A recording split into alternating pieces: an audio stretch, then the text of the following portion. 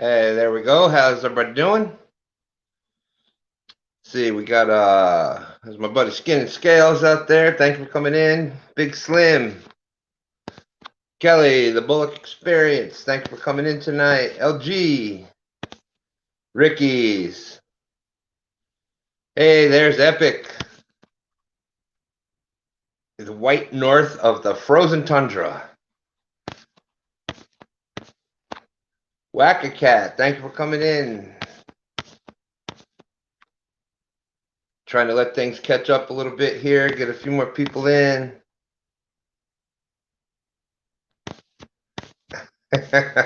Well, thank you all for coming in. See, Kelly was first. Epic's in there. Avid, how are you tonight? So as always, hey, there's Palmetto. How you doing, Kevin, my friend? Mike Irvin. As as always, these catfish night at talk. Wow, these uh, these nighttime chats. I'm only just going to do a short one, and we know where that goes. Hey, Mexicat. And I have to admit that there should have been a new prize last night. Mexicat should have won the Best Dressed Award. For those that didn't see the knot tie-in competition on Palmetto Cats last night, definitely worth going back in and checking out. It was a lot more exciting than what you thought it would have been. Okay, some guys tying knots, but you saw the comments out there where there was multiple people saying they were yelling at the TV. Hurry, hurry. So it's definitely an awesome idea, Kevin, and that thing was these short 3-hour lives from Water and Woods Outdoors. Thanks for coming in. Avid's getting ready for work tonight. Hey, there's Sharp. So again, it's just going to be, how these work. We just do a little talking. We had yesterday went out on the boat. There's Maurice. Thanks for coming in, my friend. And man, just getting there was something. We don't have a lot of snow in Virginia, but so when it does, there's not a lot of things that do the roads, et cetera, et cetera. So there was, we ended up with, I think, about 3 inches or so. Austin, thank you for coming in. Mark Clark, Big Mike is in here. Congratulations, Big Mike.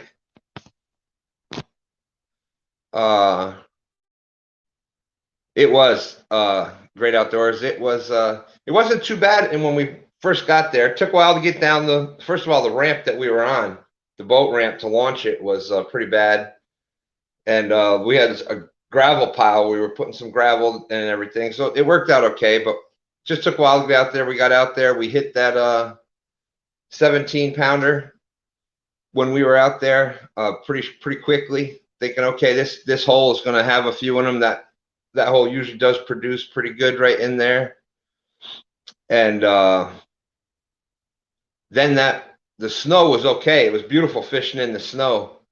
But then when it flipped over to the rain and it was that like 33 degrees and just raining, and you couldn't keep the camera dry, and the rain was just like whatever was on your head would go down your running. And it was just that like 33 degrees. There was some little sleet in there, a lot of rain, and it was just it was freezing. But that's when them big boys are out running around. So you don't want to have the chance to catch a big one. You go in a lot of times it's the weather that people don't want to fish in. So I'm going to just like we always do, we'll put the link up. If anybody wants to come in, Epic, I know you're out there in the hotel. If you've got anything you'd like to come up and say, anybody else? Got a bunch of people, 26 people already in watching. Sorry about that. Here we go.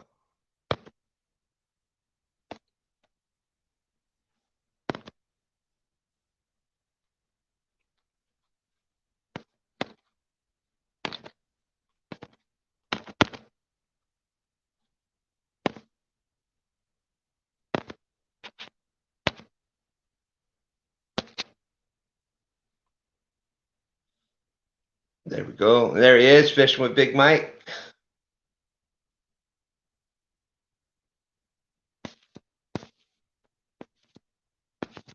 Okay.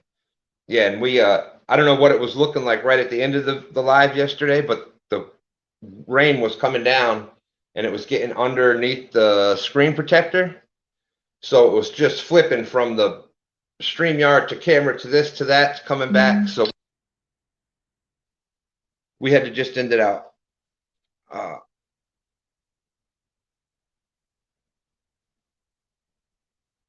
right, Epic, awesome. Thank you.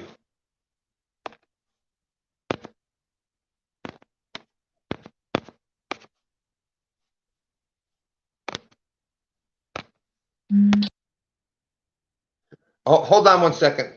Give me 1 second.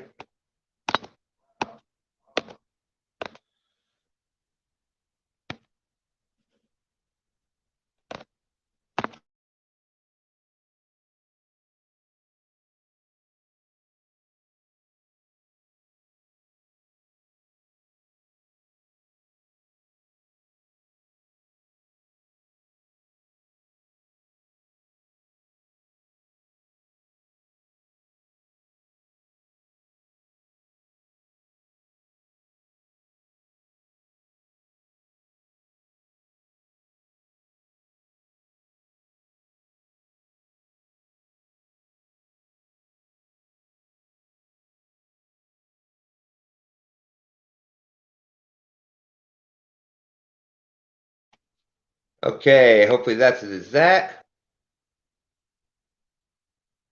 And let's see. We got a guest in the back waiting. Let's get this going.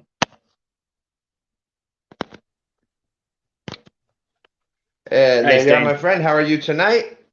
I am good, sir. How are you? Let's see. I can't hear you.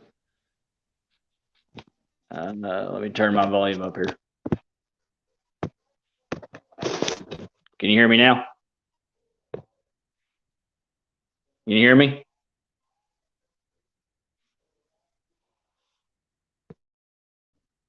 Hey, Stan. Can you hear me? Well, Kelly, apparently it's mine that's messing up now.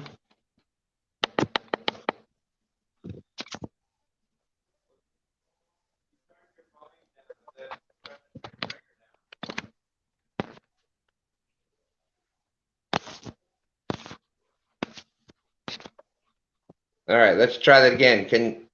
Let's see if I can hear you now, Kelly. Can you hear me? No, of course not. All right. Well, I hate to do this. Kelly, if you just stay right there where you're at, the stream will stay live. I've got to reset my phone because I can't get any, I can't hear any audio. But if you stay up there, the stream will stay live and I will be right back in. Okay? All right, no problem. All right, awesome. Thank you.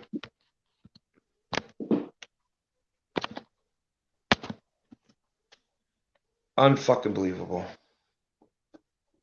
The only thing with StreamYard.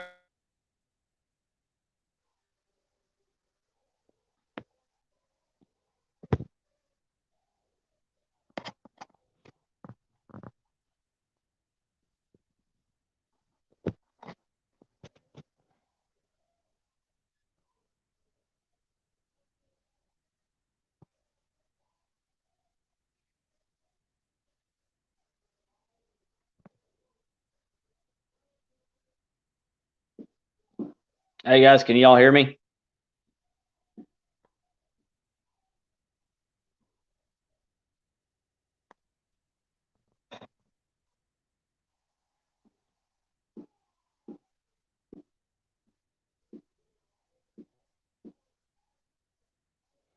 All right. A couple of y'all asked where I'm from. I'm from Somerset, Kentucky. I guess some of my plans right now. I have got a few places I want to start fishing. Is Lake Linville out of Rockcastle County, Kentucky. There's also a place, Cedar Creek Lake there in Rockcastle. Been wanting to do a little bit in Lake Cumberland, but right now the water's so down low. It's just not, without a boat, you can't get nowhere right now. So, what's up, Country Boy, Mexicat, Roger, Regulators, Eric?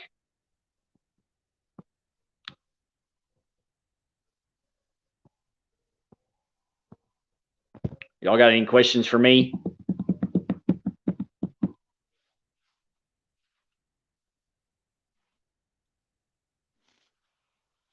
While we're waiting on Stan to get back in here.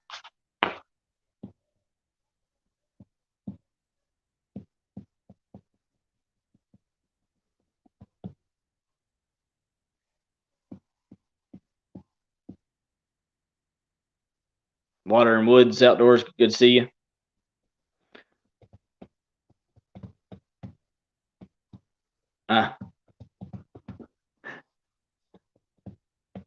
Favorite catfish you fish in your area? Right now there's channel cats in the area I'm at. Epic. There's also some flatheads. So that will be something during the spring I'm going to try to go after. Definitely. I've never went after flatheads, so that'd be interesting to try. The rods I'm using right now are a Shakespeare, medium heavy, combo, and then I've also got a Berkeley Torque rod and reel. Skin and scales, yes, I can see the text.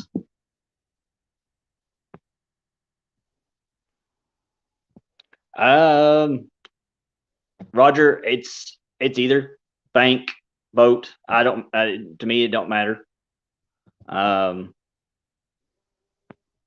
I could do either one. I don't have a preference.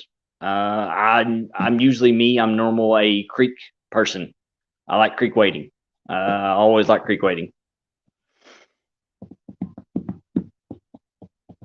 Last week's trip. I am going to go up the lake a little bit more, into deeper waters. We'll try the 30 to 50 feet deep waters on the bank. And we'll try to get up there a little bit and watch those, get in that area and see if I can get some nice channels out of that one. Well, thank you very much. Thank you very much, Kelly. Sorry about that. That's fine. I forgot to hit the do not disturb thing, and I got a bunch of texts like boom, boom, boom. And that's the one thing with StreamYard is that it's really finicky towards phone calls, texts. I even wear hearing aids. Yeah, I even wear the hearing aids. So if I have them in and going when I start the show, it'll mess that up too, Bluetooth thing. So I love using StreamYard. It works good, but that just and apparently I think I thought my apparently my mic was working, and it was one of those hot mic situations as I went off. So I apologize for the language. No problem. Hey, that's fine with me. God, that's frustrating. All right, 36 watching. Technology. It's technology. Yeah. Well, everybody knows I'm a little technology challenged, we'll just say. Laura, thanks for coming in. Ricky Gloria, Country Boy, Catfishing. Sabrina's out there. There's my brother Creo. Mark Clark. Brian B. Catfishing. Thank you, thank you. So we're off to a rough start, but hey, we're just having a short little catfish. I'm fired. I know, Epic. I know that was horrible. But you did we got Kelly Bullock. I see the new name. Am I saying the last name? Is it Bullock? Bullock. Yep. Yeah. People say it's Bullock. It's Bullock. Bullock. Perfect. Very easy. So we got the Bullock Experience here with us. I love the new name. That works out great. I love it. I have to give props to Country Boy. He's the one that gave it to me. And that is awesome. Country Boy is out there supporting all of us out in our lives, and you see him in all the chats, so he's doing great. Yeah. So you had your first, you did your first live recently. Yeah. And how did that? It was a skunk, but hey, it's a learning experience, especially in new waters. I've never fished this lake before, so it's trying to learn the new spots Yeah, where the well, fish are. you know, I always say that a skunk, yeah, you didn't catch any fish, but you got your first live stream done. You had some good chat going out there. Some new people came in. There was, a lot of things talked about. So that's always, if you keep the live stream going and you keep that positivity out there, and like you said, it's new waters. Well, now you fish there. Now you'll learn a couple things that you can do differently next time, et cetera, and you get a little as far as doing the YouTube, the live thing, you got that under your belt now. So definitely. Yeah, Roger, you can't edit in action. No. So and I'm as far as I know, I am not related to Sandra Bullock. Dang it, because I love her. Oh, I do too. But Ricky Gloria, yeah, no, sorry. I wish, but I don't know. So, from what I've gathered, we haven't really talked a lot other than in the chats and stuff. No, we haven't. You basically are just kind of getting into fishing. Is that correct? The live part, yeah. I've always creek weighted. It's been a few years with work and stuff, but I've always went out and creek weighted a lot. Just pick a part. We've got one called it's called Pittman Creek. It's 99 miles long. Wow. And so it's 1 mile from being a river. For you all buffs, people that know how many miles it has to be a river and stuff. But I usually every spring, summer growing up, that's where if I'd had a fishing pole, that's where I was at. I was walking up and down the creeks in the middle of it, waiting. That is awesome. Yeah, that's I did a lot of fishing like that when I was younger too, and there's so much you can learn. What I like about creek fishing is that if you start there, it's easy to move out to bigger waters just on the information you learned from that little creek. Yeah. Oh yeah, absolutely. And you get to see it. In a little creek, it's easier to see the different things. You see the different pools and how water reacts after coming over rocks and rapids and current and things like that. So that's a great place to start. So you're basically, as far as catfishing, how much catfishing have you done before? Very little. A little bit off a dock, Ford Marina in Somerset. Just a little bit off the dock there. I mean, I've caught some catfish before. I don't remember what. I mean, there were small ones, probably a couple pounds or whatever. But I mean, mostly mine was just always creek weighting, always. Yeah, and now it's funny because you can, creeks are important because there's a lot of bait in that creek. Yeah. And so doing the first live was it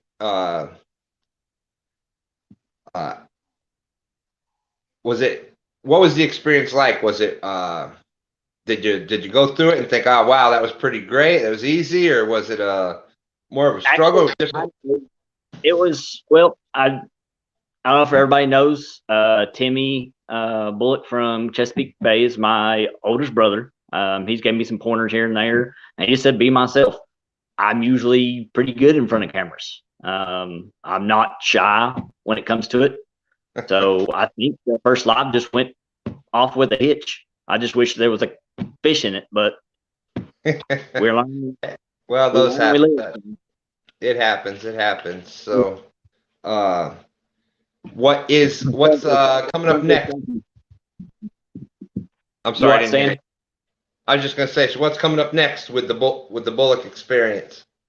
Uh, if weather permits, we're supposed to have quite a bit of rain. Thursday around 5:30, I'm going live again from Lake Linville there in Rockcastle County. We're going to go to the deeper water part, and hopefully we can get on some channel cats. That's awesome. I love, channel cats are one of the, it's like the sunfish. They're not a huge fish, or the sunfish family. There's so many different, bluegill, green sunfish, pumpkin seed, redbreast. But I'll just lump them all into sunfish or bluegill family, whatever. But they fight. Channel cats, I think the channel cat is like that same type of thing with the catfish family. They're not necessarily the biggest, but man, they will fight for everything they have. Oh yeah. And I think a lot of people actually start out with channel cat as one of the first type of fish that they really, in catfishing. It's one of the ones that a lot of people start out with channel cats because they're throwing night crawlers or whatnot, not necessarily even trying to catch catfish, but end up starting to catch channels because of the baits that are being used. Yeah. And there's I can even change over to bass and stuff like that. There's bass in there. I think they said that there's some crappie in there. So I can even change. I've got rigs up for them. So if I'm not doing much with the catfish, I can jump on, see if I can hook up some of that stuff when it comes springtime. Yeah, and that's what's good with not being stuck down. But we're all fishermen, so even people that have like catfish as the main thing in their name, we'll all watch it. We're all still going to keep watching what they're doing because we want that. We like the personality of the person that's out there fishing. So, and I think that's the reason why I kind of like the name, the Bullock Experience, because it's just my experiences out there on the water. You're going to see it through what I see, what I'm doing, even if I'm not catching catfish or if I'm catching bass or crappie or whatever. You're going to see me doing what I like doing. Yeah, and I'm only talking to you a little bit here, and I saw your one live. It's funny because I did fish with your brother. Him and one son came to Richmond here, and I can hear the similarities. It's kind of funny. Yeah. I'm more, and the thing is like I've told a few people, I'm more closer to him than I am my other two brothers. So it's me and him are almost exactly the same. So then, even when you end up doing the collab with your brother Timmy there, Chesapeake Bay Catfishing, him and I kind of have we basically started our YouTube adventures kind of together. We started at about the same time. We're both at about the same pace. We've got similar things going on. We both do the lives, and so I have really like your brother Timmy out there, Chesapeake Bay Catfishing. So it's good having that person that you kind of started at about the same time with. So that's we've got a lot to bounce back and forth with each other kind of thing. Yeah. And to answer Art's question, yes, I do like L8 too. Oh, the L8s. I'm in Kentucky. That's a Kentucky thing. Yeah. Yeah, that was a big thing talking with Norm from Catfish Headhunters on our Saturday night show that the L8s, when Avid had his meet and greet, that was kind of a big deal. Who's bringing the L8s? Who's bringing the L8s? Yeah, absolutely. And with the name, that's going to be perfect when you do a collab with your brother. The name is just going to fit in there perfect because you're going to get the double Bullock Experience. So the Bullock Brother Experience. Yep, absolutely. Is there any, speaking of that, has there been any talk of that kind of thing coming up anytime soon? There might be. I don't know if he's in here or not, or what, but we've talked about that. If he comes down here to Somerset, it'd be easier. I don't know if I can make it up there to him, but he may be coming in, I don't know, spring, summer. So there might be some collab that we might be able to do down here. That would be awesome. I know a bunch of us would watch it. Yeah. We got Eric Burnside that just came in. I see Texas TX Tiger. Yeah. We got 38 people watching. Awesome, awesome. So how has yeah that kind of transitioning over into catfish? I know I've seen you ask a bunch of questions out there, and in a lot of the chats, you've been trying to get in some information, and how has that gone for you? Like as from somebody just coming in, how welcoming, how what information was answered for you, that kind of thing. Well, it's just the rigs, learning the different kinds of rigs. I'm not used to different kinds of rigs. I'm used to the little, I guess you call them the Malibu or the, I can't think of the other one's name, for the bait fish and stuff like that for the creek wading. I mean, that's what I'm used to. I'm used to those. I'm not used to Santiago rig and things like that With I a need big to use. 4 ounce sinker, and yeah. I'm not used to. I'm not. So to me, learning them from everybody, from Epic, from Ace, from you all, from my brother and everybody else, it's sinking in, it's staying, it's retaining. So Chunky definitely has been helping me out a lot, asking him questions. Mark from 2.0 has really helped me out a few questions. Yeah, that is awesome. That's one thing that I think the catfish community, we really do seem to, well, maybe it's just my opinion, but anybody that's just coming in to say catfishing, we kind of really welcome everybody, and everybody is, it seems like almost everybody is willing to just say, well, here's what I do. This is a good way to do it. You know, if you have any questions, contact me, let me know. There's just so many great people out there in this community. I've even learned some from Carl. I mean, he's talked about big fish, big bait, little fish, little bait. I mean, that sinks in. I mean, if you really want to go after a big fish, you're going to have to use big bait. They're not going to go with these little bitty things. Yep. I mean, you'll occasionally get it on a small one, but yeah, absolutely. Let's see. Oh, we got Pete's Whiskers fishing channel out there. My buddy Pete. Yep. Pete did an awesome job yesterday, my friend. Yeah, he did. Big Mike just pulled it out right at the end. What a great competition that was, though. I was just, like I said, it was such an exciting thing. Who would think you're sitting there getting so excited about some guys tying knots? But yes, it's like edge of your seat excitement, like it's like the well, where I come from, it's soccer. It's the last second of the game, tied 1-1. Who's going to win? Who's going to hit that last goal? Yeah. Yeah, I was amazed how many people put the comments up there about I was yelling at my TV because it was true. You were like, "Come on, come on!" Yeah, absolutely. Yeah, absolutely. That was totally awesome. Oh, we got Stephen Corley that just came in. Lynn Leeper is in. Catfish and Dreams. 38 people watching. That's awesome.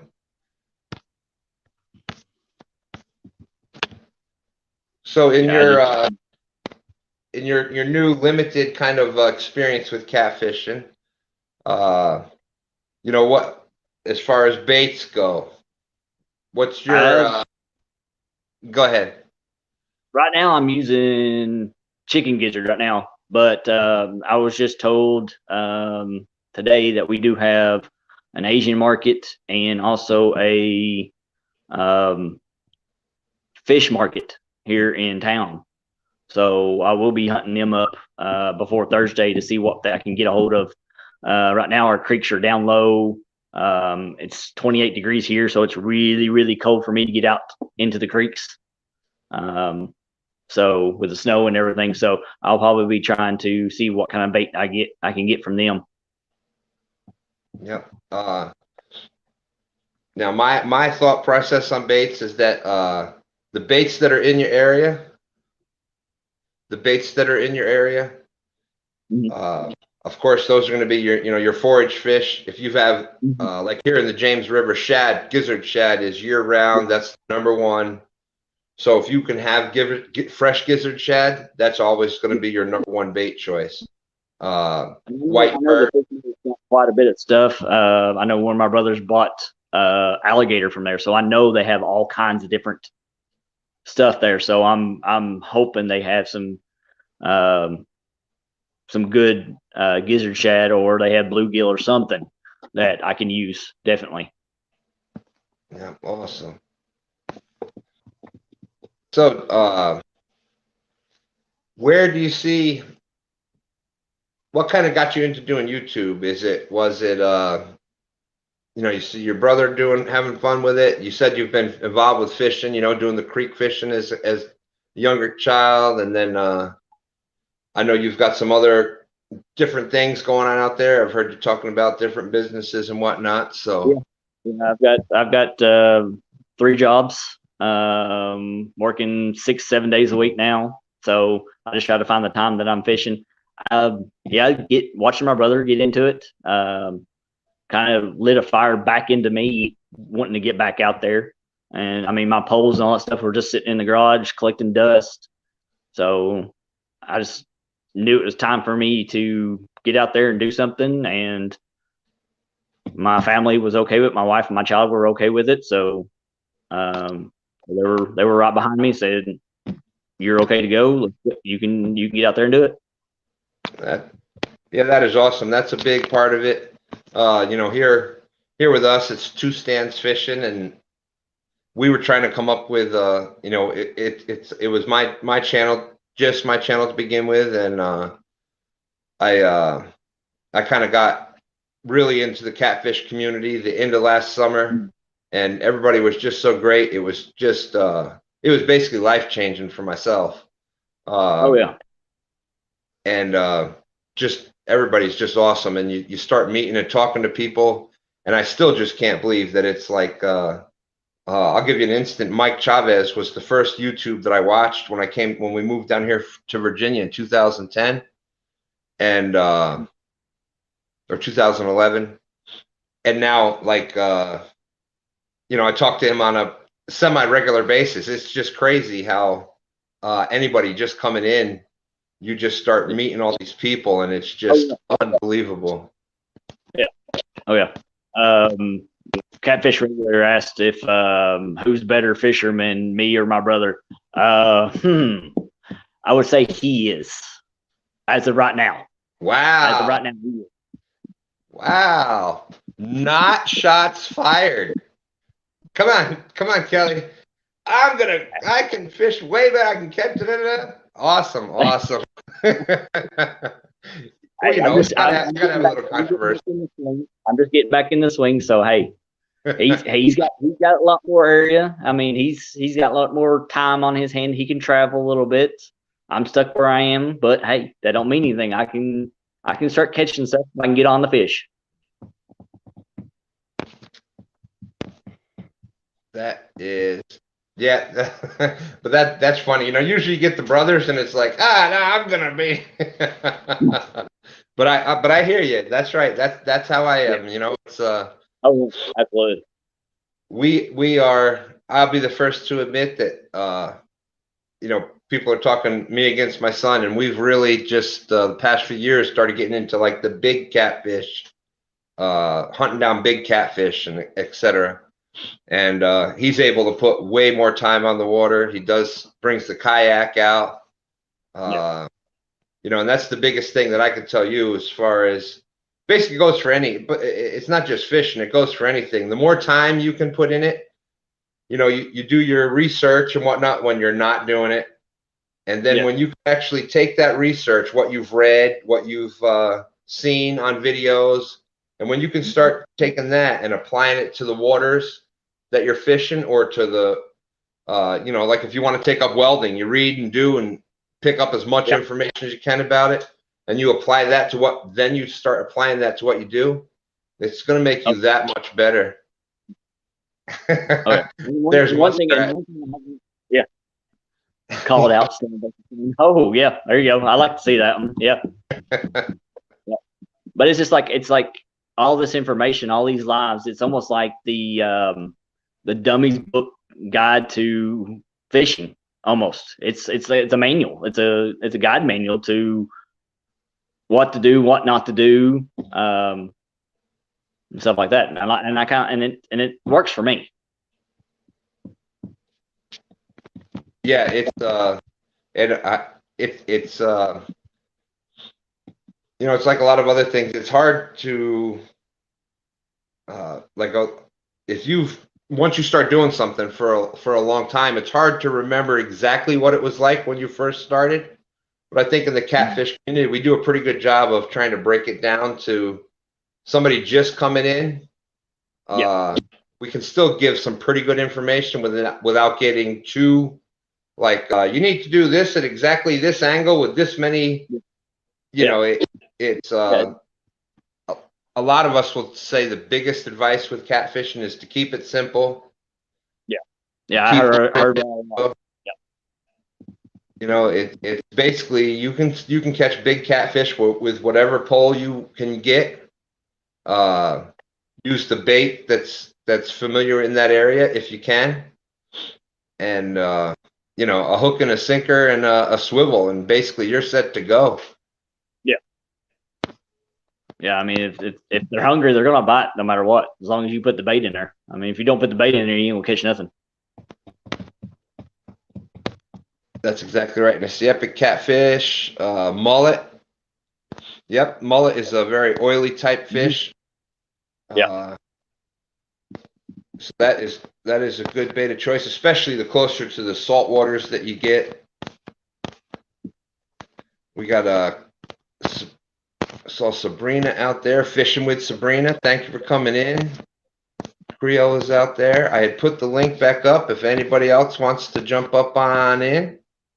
Yeah, I'll give them a chance, and if they want to get on here, I'll give them a chance. I'll jump off here and get ready for early morning. Yes, what time you start your day tomorrow? Tomorrow's probably going to be 3:45, 4 o'clock in the morning. Yeah, I did that. I used to manage restaurants, so it was, you know, and a lot of times it was the opening shift that I ended up doing. So 3 o'clock, 3:30, you know, and you were still going at 11, 12 o'clock, and my commute was about an hour and a half to 2 hours, depending, and you know, some days I drove more than I slept, and then managing restaurants, you know, it was a 10, 12, 13-hour day. And so, you know, that my days are about 12 to 14-hour days usually. Yeah, and that is awesome. I give you a lot of credit, and then you're trying to pick something else up in here, and which takes up even more time. Oh yeah. And then with a family, it's but it's funny how you know, you're running around and you're doing all that stuff. And I remember like thinking back then, man, could I just get like an extra couple hours? And then when you get that, it's like you start missing because you did it for so long, you start missing that constant, you're moving constantly. And when you don't, you're kind of like let's go you know, you're not used to, you don't know how to handle yourself. Yeah. Okay, boy, I'm missing a bunch. 43 people. Awesome, awesome. That seems like a new name there. Dave Garchar. Thank you for coming in. Appreciate that. I love that. That's the other thing that I'm just totally, especially being kind of technology challenged, that we get all these people, like we got Pete's in here with us from South Africa. You know, here we are. I'm sitting in my living room. You're you know, sitting in the house, and we're just up there chatting, talking about catfishing and whatnot. And you know, here's somebody from South Africa out in chat, and we're all just kind of, it's just unbelievable to me. Yeah. Oh yeah, it's this platform definitely reaches people around the world. I've I've got some guys I watched in UK. Yep. Yep. Yeah. And there's the one live stream that we did. We get them on a somewhat regular, but we had Pete from South Africa. We had Robert Curry is Scotland, I believe, and we had Stealth UK, and so you're hitting like 4 or 5 of the continents. It's just unbelievable. Here I am, just this little guy here in Richmond, Virginia, and there's people from multi continents. My son and I are out there fishing, and there's multi continents out there. It's just unbelievable. Yeah. Oh yeah. Just trying to I have the issue with being able to walk and chew gum at the same time, so trying to just scroll back through here and see what I miss in the chat. When I get talking to a person, it's kind of I kind of like blinders on, and then I'm like, and I get behind on the chat. Yeah. So does anybody have any questions out there for the Bullock Experience? Is just kind of getting started out here in the YouTube world.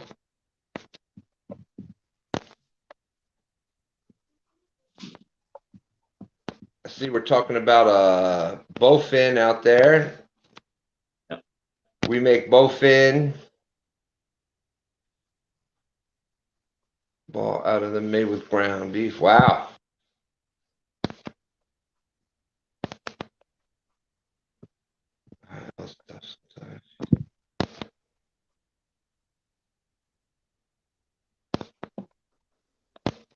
Mr. Duggar's in the house. Says somebody look. I guess regular says I look like Kyle Busch. So we've got the NASCAR up on the. So where do you think you'll place this year in the finals? Hopefully first. Excellent answer. There you go. I used to get when I managed the last restaurant I was managing was in New Jersey, and it was in Mount Arlington, New Jersey, and the Pocono, what was the Pocono 500 or whatnot, and it was crazy. You could always tell because there would be this influx of NASCAR shirts coming in, and a lot of people are always, the Pocono, I think it was Pocono 500, and they were always complaining about the track or this or that. And Kelly, is it all? Ricky Gloria says, Kelly, is it all bank fishing, or do you do kayaks or boating? Bank fishing right now. There might be a possibility. I might be doing some kayaking fishing with my cousin. Don't know for sure yet. That's still in the talks.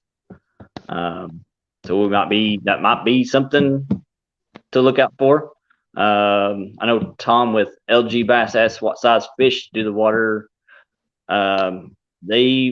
What I can understand and what I've looked up and heard and talked to people that live around that area, the channel cats can get up to, I think, 15 inches. But they might be bigger. I mean, they've got 365 acres of water to swim around in. So, I mean, you never know. If there's waters that big, they stocked it with channel cats. Is that what you're saying? It's a reservoir, is what this area is. So there's, I don't know if they do it anymore. But back in, I think it was like back in the 80s, they built this area and they stocked fish in it. And then I'll guarantee you there's bigger channel cats in there than 15 inches. I'm sure there's probably a 15-pounder out there somewhere. Oh yeah. I'd say there's pretty good sized monsters. And one of the guys I met while that night I was doing my live did say there might be possibly some blues in there. So somebody has snuck some blues in there. So. Hooks and hammocks. The Bullock Experience, 2-stanch fishing. I have 4 kayaks. Need to get you up to some kayak fishing. Well, I tell you what, you better strap two of them together for me because that's about the weight limit.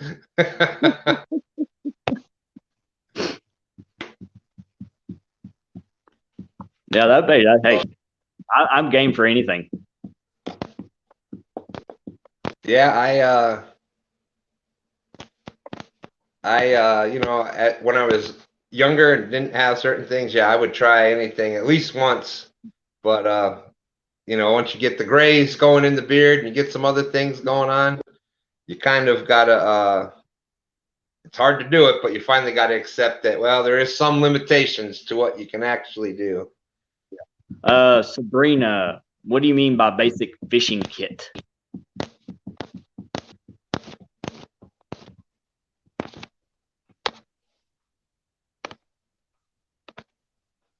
Like what fishing gear I use, what I bring.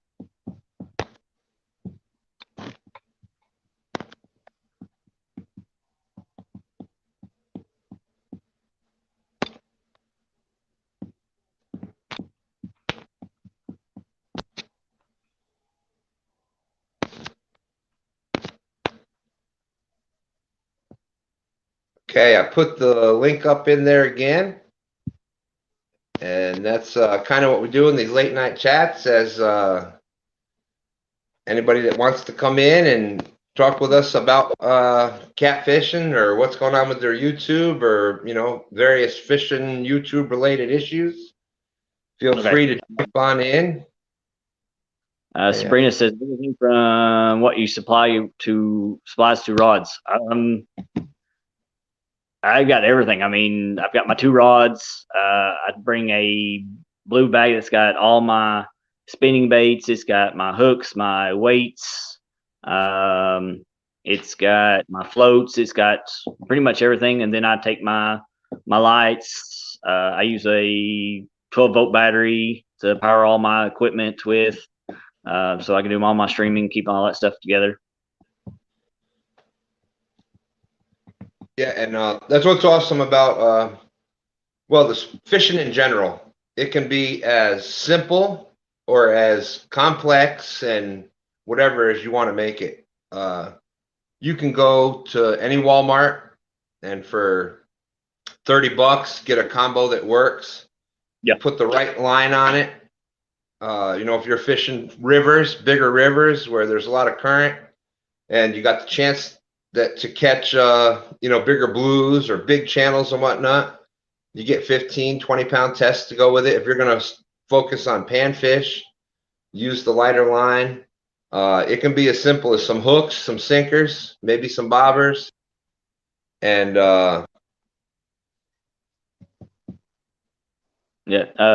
Regulator's got a good question. Want to know what person I would love to fish with, and a place where I would love to go fish. Honestly, there's not just one person I'd like to go fish. I like to go fish with everybody I've been talking to.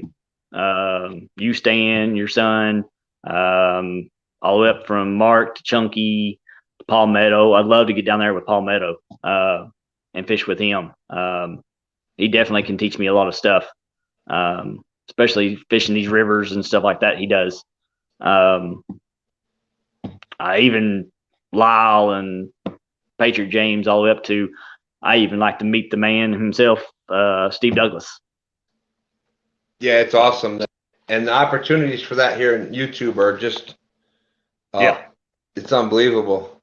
Yeah. Yeah. Everybody wants to go experience Elsa up there. That's, I think if you did a poll with our catfish community, Chunky would be on about 99% of everybody's list of who to fish with. So, and Chunky's like me. I can't wait till that happens. And see, there's my son. I want to fish with Elson you know. Yeah. So let's see. We got some more people here in the back. We got my good friend Epic. Oh, hello, sir. How you doing today? There he is. There's the man. Me and my crooked hat. We got What's going on, fellas? Not much. I got As long one as- more in there that I'll bring in for a little bit here, and then we'll get going. Hey, welcome. So thank you very much. This is one of those last minute. We do these every once in a while. Okay, we got to do this. We got to take care of this. My Virginia Brothers 1 Ton Fishing Club. Epic, you have to answer his question first. What was that, Art?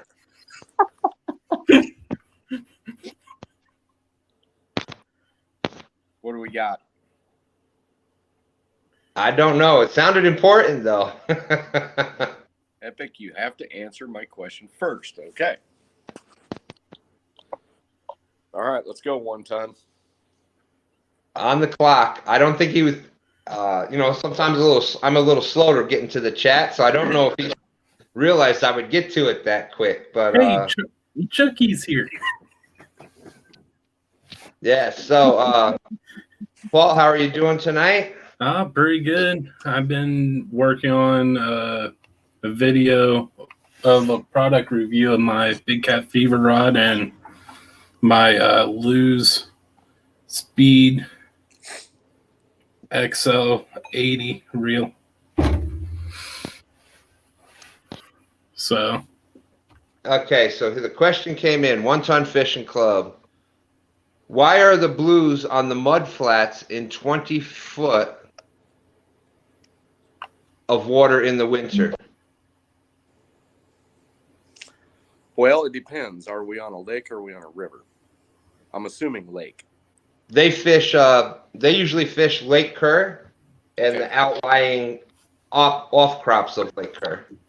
All right. While I'm not an expert on lake fishing per se, I have fished a lot of lakes.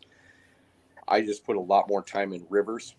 But my best guess on that is because what they're doing is they're probably hanging out deep when they're not active. But when they get active, they're going to the feed table, basically.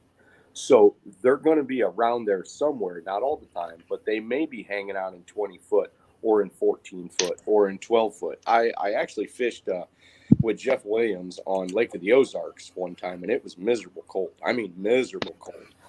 And we went to a section where that whole lake narrowed down, and there was a rock shelf that came out probably 30 or 40 feet, and then it dropped down into 60 to 80 feet of water. Now, we weren't fishing that. We got up on that shelf where it kind of, it's really hard to see. We got up on this part right here, right next to where it dropped down into 80, and we threw into a little channel that went all the way up to the bank, and it was only about 4 or 5 feet deep, and we caught some 30 to 40 pounders in an hour, and it was fast action. Once that was done, it was over, and that's what he was telling us. He said he would come up there in that shallow water stuff, and most of the day not really do very much, so he got it kind of down to that bite timing, and he took us right to it, threw right into that little trench, which wasn't even very deep, but it did get a little bit deeper as you got closer to that 60 to 80 foot of water, and it was on fire. I mean, it was on fire. And so that was one of my first experiences with just going out in a boat. Besides, I had fished some shallow water on Santee Cooper in November. I'd fished some, shallow water on other lakes, and it's pretty amazing. I mean, it really is. So, I heard you saying that channel was only about 4 or 5 feet wide. Yeah. Now, as far as location, if you were 10 feet or 15 or 20 feet the other direction, is that where location becomes such a big deal because that was what you were primarily focusing in on? Yeah, it kind of does because, although we'll see one thing about Lake of the Ozarks, it's very clear. So they kind of skulk around in those, even though they're going them shallow, they like those little tiny creek mouths or those little ditch mouths because they still like to, kind of conceal themselves, in the darkness in a little bit deeper water than just, bruising around up in 2 foot of clear shallow water. Although I've heard that they'll do it. Blues are pretty amazing. All the catfish are pretty amazing. They'll do whatever's necessary if they're forced to. There's things that they prefer, and then there's reality. yeah, that's like the Powerton Lake here is a power plant cooling pond. The blue cats whenever the water's pumping, no matter if it's cold or hot water coming in, is they're just on the edge of the current seam. They're just holding right on that seam there. And it's actually not as deep as it is right in the current. So, catfish regulators, where are you from? Because I'm only about 45 miles away from Powerton. I used to fish that 30 years ago before they put blues in. I was actually involved in the first stocking program with the DNR. I actually had a bunch of people that volunteered on that, and we did a shocking study about 3 years afterwards. Mm-hmm. And they actually put some brood stock from the Mississippi. They didn't really advertise it, but they did some brood stock from the Mississippi that was 40 and 50 pounds back then when they put it in there. Yeah. I'm not actually catfish regulars, just so you know. I'm Polynesian Cats. Yeah, I actually live in Pekin. Okay. It's actually Powerton. It's actually 10 minutes from me. Oh, so you're in Pekin then? Yeah. I know right where that's at. I'm right in the same town. I bought a truck there about 20 years ago. Nice. Yeah. Yeah, I normally like to fish the river. Now, Illinois River. Since you live in Pekin, do all those one-way roads frustrate you? Because they frustrate everybody else that has to go to Pekin. Because if you get on the wrong road, you're going a long way before you can come back. It's not really. It's more downtown where the one-way roads are. Right. It's like the old downtown where the police station is. Yeah. The courthouse. Right there is Court Street. Court Street is actually don't have. It's a two-way. It's Annalisa is a one way, and Margaret's a one way. That's right, because I remember trying to get down to the river from there when I was a kid. Barely had my license, trying to navigate through there, and I did actually somewhere, and I don't remember where it was, but I got on the bank. This is before I was actually, I had a boat, but not really one fit for the Illinois River, and so I went down there by the barge yard. And this is kind of an interesting story because there's tons of barges, and it was kind of windy that day. And we were fishing kind of out in the open, throwing our shad, because I had a little shad net. It was great. We got our, stuff, just like a live you would see today. Our stuff is thrown out, and we weren't getting any bites. And so one of the barges was moored like in the middle. So it would blow out. It was middle of the day, high sunlight, but it was in the late fall. And it would blow out, and I would cast right where that barge was going to blow back in. And I'm not kidding you. I think those fish were underneath that barge like this, because every time the barge would blow back over my baits, we'd get pounded by 6 to 12 pound channel cats. And then it would blow out too far. Nothing. Blow back in. Bingo. It was it was an epiphany moment. It was one of those things where I thought, overhead cover and shade has got to have something to do with this. It was lower water, clearer water, high sunlight, fall conditions, probably 55, 60 degree water temps. And here we were. I mean, it didn't just happen once. It happened all day. So obviously, and it wasn't super deep water under there. You know what the Illinois River's like. It was probably only 10, 12 feet where that barge was blowing out into the main channel and then coming back. And man, we'd just get pounded. Sometimes we'd have 2 or 3 on in a row, and we'd have to get baited and try to throw. But, because usually it was on its way out. So we had to wait a while. And sometimes it was painful waiting for it. We're like, come on, blow in, blow in, blow. Oh, there it goes. Well, right here lately, like before the winter hit, I actually went fishing down there. It was before I even started my fishing channel. Yeah, isn't there an old railroad track that's around there somewhere? You got to cross there's it. Yep. It's the Illinois. It's the Riverfront Park in Pekin, basically. Yeah, and that's all new. Yeah, it is. But where the barges like to be at, they have actually here recently dredged all that out. Oh no. So now it's deeper because all the soft sand is gone. Mm-hmm. Now it's a hard, rocky bottom. I've lost a lot of great flathead habitat to that kind of operation, that dredging. They'll remove like big trees that have been there for 20 years, a nice drop, a good situation, and you come back and all the sand's on the island or on the shore, and there's your flathead holding structure up on the shore too. It's terrible. I've lost about 5 or 6 great spots on the Mississippi to that. Yeah. Yeah. That happened here in the James River with this past fall. We had some really massive floodwaters. That was the highest waters they've had since the 90s. Oh, and really? It literally changed the bank.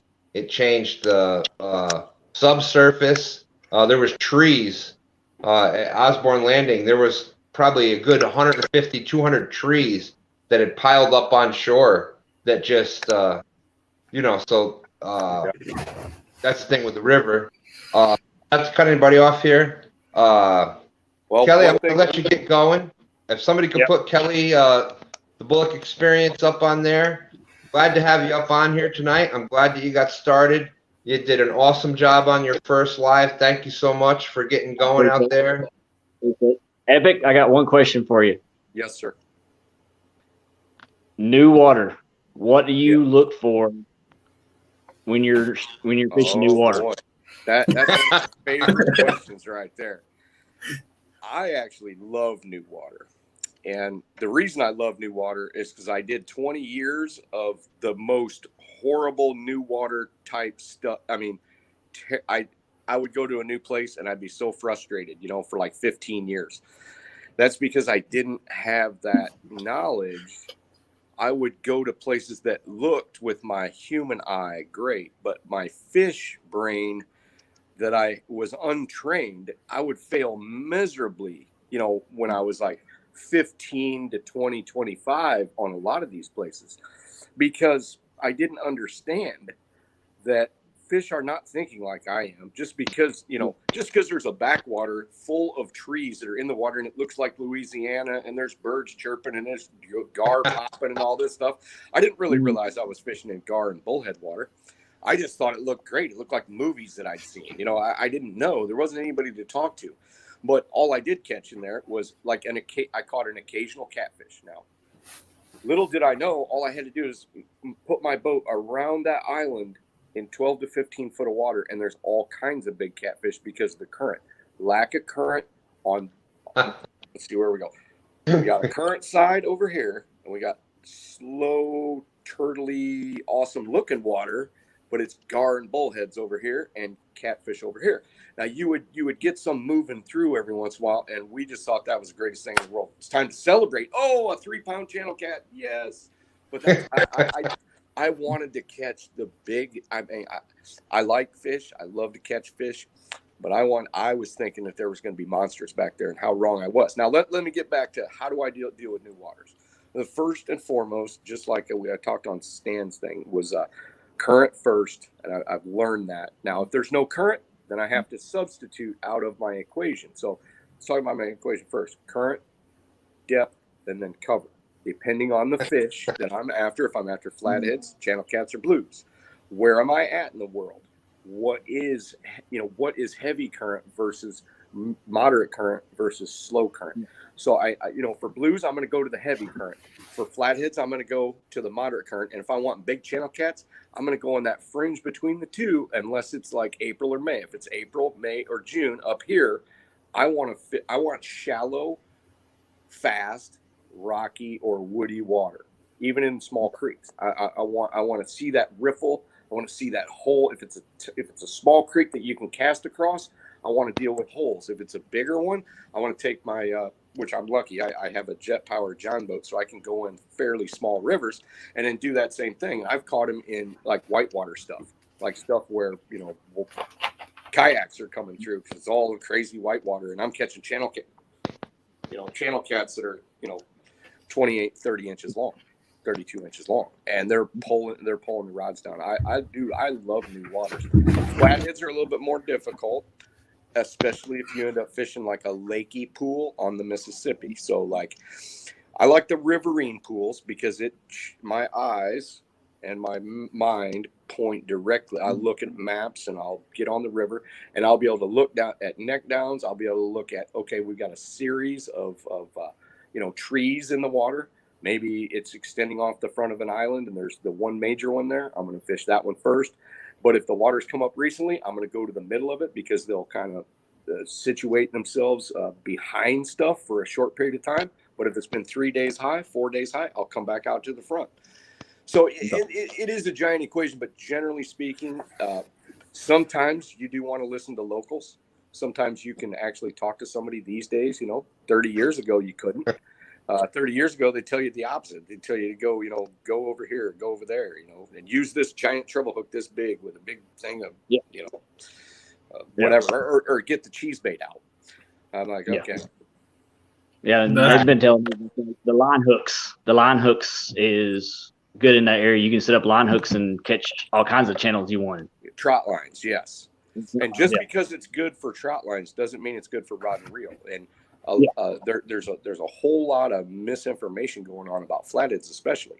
They say that you should use bullheads. They're a great bait. Well, bullheads, to me, now some people might disagree, but in my area anyway, bullheads are probably one of the worst baits that I could throw, except for right before the spawn, right around the July 4th weekend. They're actually pretty good, but you got to throw them up shallow, not deep, because I don't know what it is, but as many times I've used bullheads, but the misnomer about that is they use bullheads on bank lines and trout lines forever, and they stay alive, and the gar don't bother them too bad, the channel cat don't bother them too bad, so they're more likely to catch a big flathead than say a soft shad or a bluegill or something like that that's going to die in the current. I mean, if you're going to set trout lines and leave them set for 3 or 4 days, sometimes that's one of the reasons why bullheads, except for the fact that you can keep bullheads alive in a bucket with almost nothing. I mean, I wish bullheads were great bait. I would love that.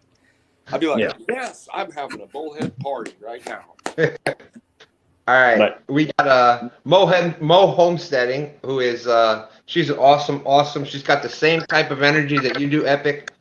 She asked the question: is Epic always this happy and powered up? I think this is the first time I've ever seen him. Well, when you've got somebody that knows, it's similar to you, Mo, the stuff that you know, and you want other people to learn and pick that up. It's I get that excited about listening to Epic and Paula Smith and those that want to pass out information. If you want to learn it or something you're passionate about, either whether you're the one passing it out or you're the one getting it, that energy just comes out. So yes, I truly love it, Mo Homesteading. I can remember many times when people thought, well, this guy's nuts, because I would literally drive home from my job as fast as I could. I would get out of my truck and I would run to the garage. I would run to the boat. I would get all my rods and throw them in there, and I'd run. And sometimes I just leave the door open and I'd jump in like almost sideways, like the Dukes of Hazzard. I'm not kidding you. And I could slam the door at the same time and drive out of the driveway. I mean, that's how excited about catfish I am. And you know what? I'm old now, so I don't completely jump in and out of the boat. I kind of crawl in and out now. But yes, filming videos, I have to kind of tone it down a little bit because I start running amok and I'm not filming right. And even on these, I used to give seminars too. And this is a thing I used to tell myself, and I'm still doing it. Just slow down and be precise, because otherwise I'll get so excited about it. I'm thinking 70 things and I'm wanting to formulate all this, and then it doesn't come out just right all the time. So I do have to kind of, but yeah, I mean, yeah, I'm I get excited about it. Epic, I will tell you, you're doing a fantastic job. We've had a couple of these talks. We've talked on the phone. I will talk to you. I could talk to you 24/7, literally for a week straight. That's great. That's great. I enjoy hearing from everybody. I love. You can tell everybody that's in chat. They're in there because they love it. They love talking about it. They love hearing about it. There's people that are catching blue, like you said. they're creek fishing, they're doing this, and they just love all that stuff. I'm gonna cut out of here real quick. My battery. Who was saying you're cutting out, Kelly? Yeah, his battery's dying. Mine is? No, You're Kelly. fine. You're great. You're great. Okay. All right, Kelly, have a great night. Somebody could put Kelly's link up there, the Bullock Experience. Awesome. I love that he's just getting going into catfishing. Keep doing what you're doing. We can't wait to see you. We can't wait to see you put that big one up on the bank or the boat if you get out there and do that. Thank you so much for coming in. We'll do another live in the future, I'm sure. So thank you very much for coming in.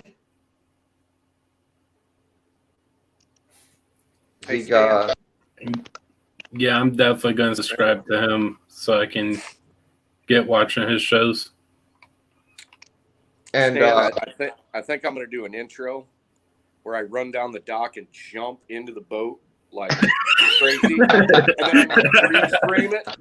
Yeah, I got all kinds of stupid ideas, but we'll see how that goes. That is awesome. Hey, it's like me, whenever I get done with working, I go to sleep, wake up, wanting to go fishing. And I try to record myself, but here for past 20 times I've been out fishing, I've been skunked. Yeah, that's this time of year, buddy, in our area is rough. I mean, it really is. It is. I mean, there's no doubt about it. It is. A lot of people are like, Epic, are you going fishing? I'm like, no, I've already been down that road. I know. I know when I need to go for big channel cats. I know when I need to go for big flatheads, and I know when I need to go for big blues. And luckily, it doesn't really overlap that much where we're at.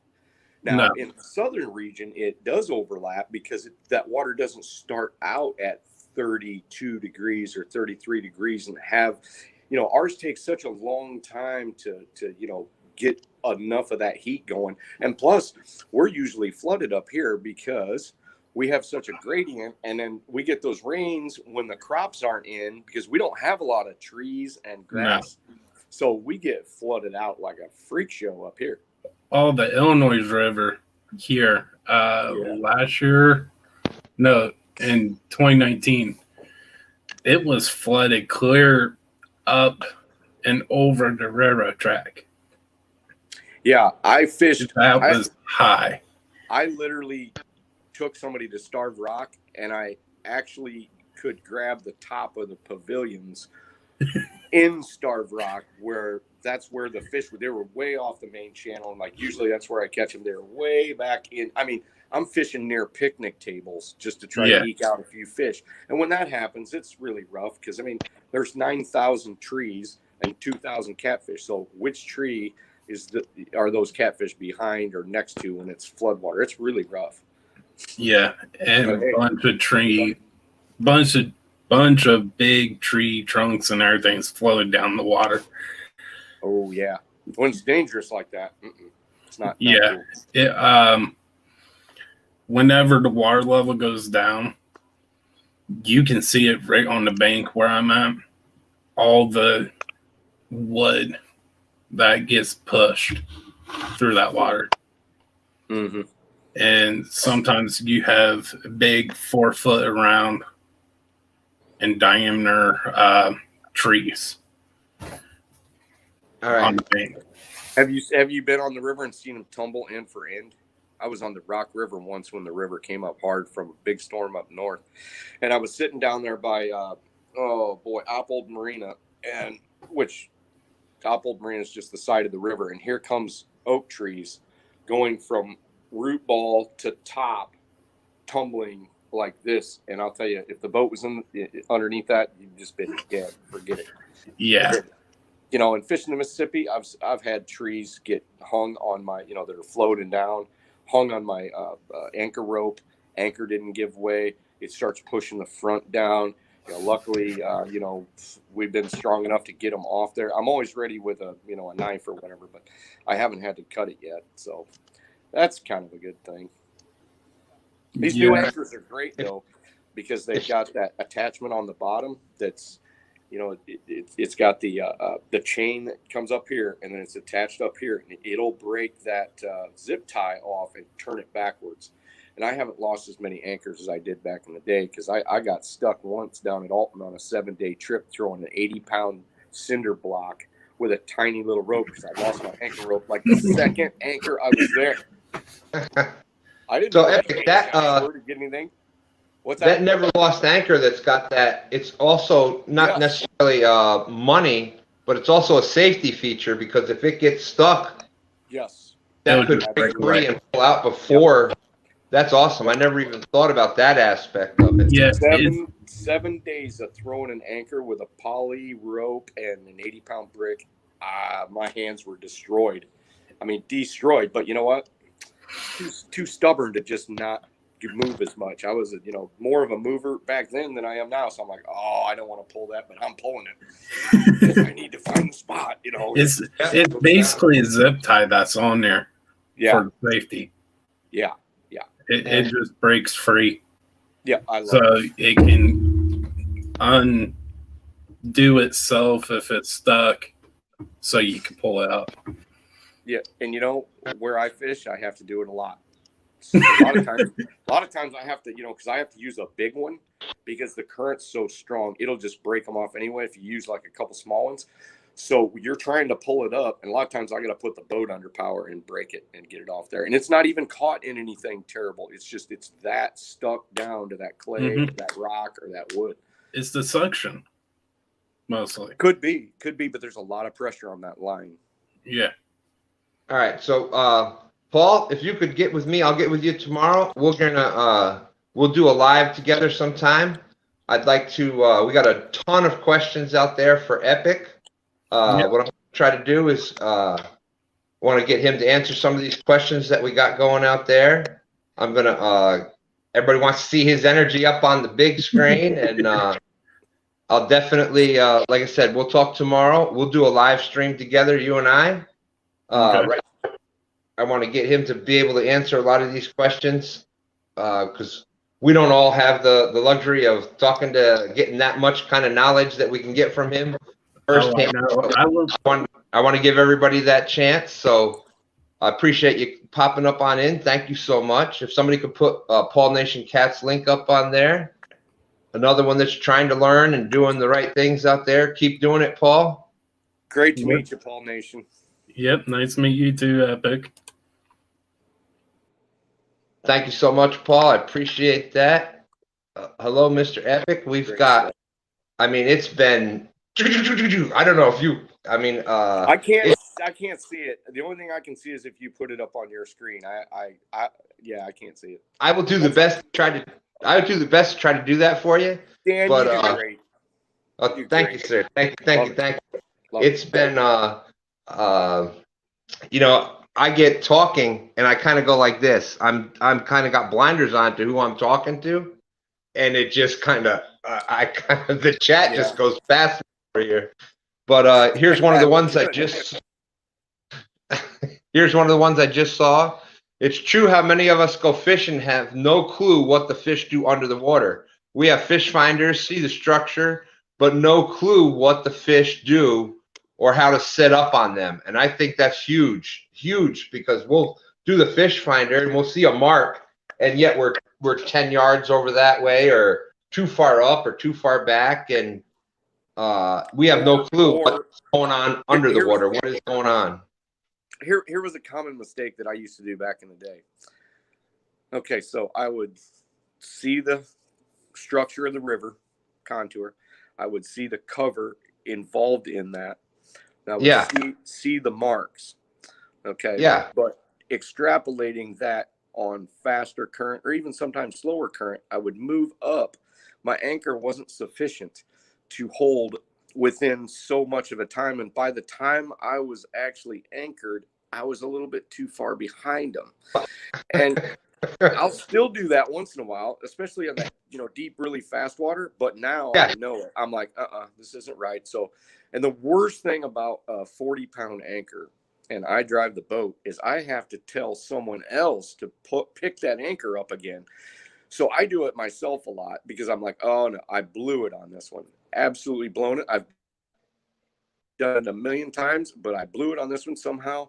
It was too sandy there, or I didn't let enough, or I didn't go, some of my spots, I got to go 100 yards almost, go all the way up, float back a little bit to see how that current's reacting, throw the anchor, let out 200 feet of rope till it gets caught, and then pull up. Because if I don't do that, if I anchor on it too short, I'm going to drag my big, stupid anchor right through the habitat in which I just marked fish on my fish finder this long, which are, 60, 70, 80 pounds. Okay. And that's we're not talking about, not to cut you off. That's important because a lot of us that aren't familiar with that, we think, okay, I'm going to move up. We see the mark and we think, okay, we just went past it because of where the transducer is. So we may go up 10 yards, 20 yards. You're talking, especially in current, because most of us, when we're talking big fish, we've already learned it's current, depth, cover, but so you're in current, you need to go up even further than that. Oh yeah, it's a crazy amount. And sometimes, and my next video is actually about pouring gigantic sinkers.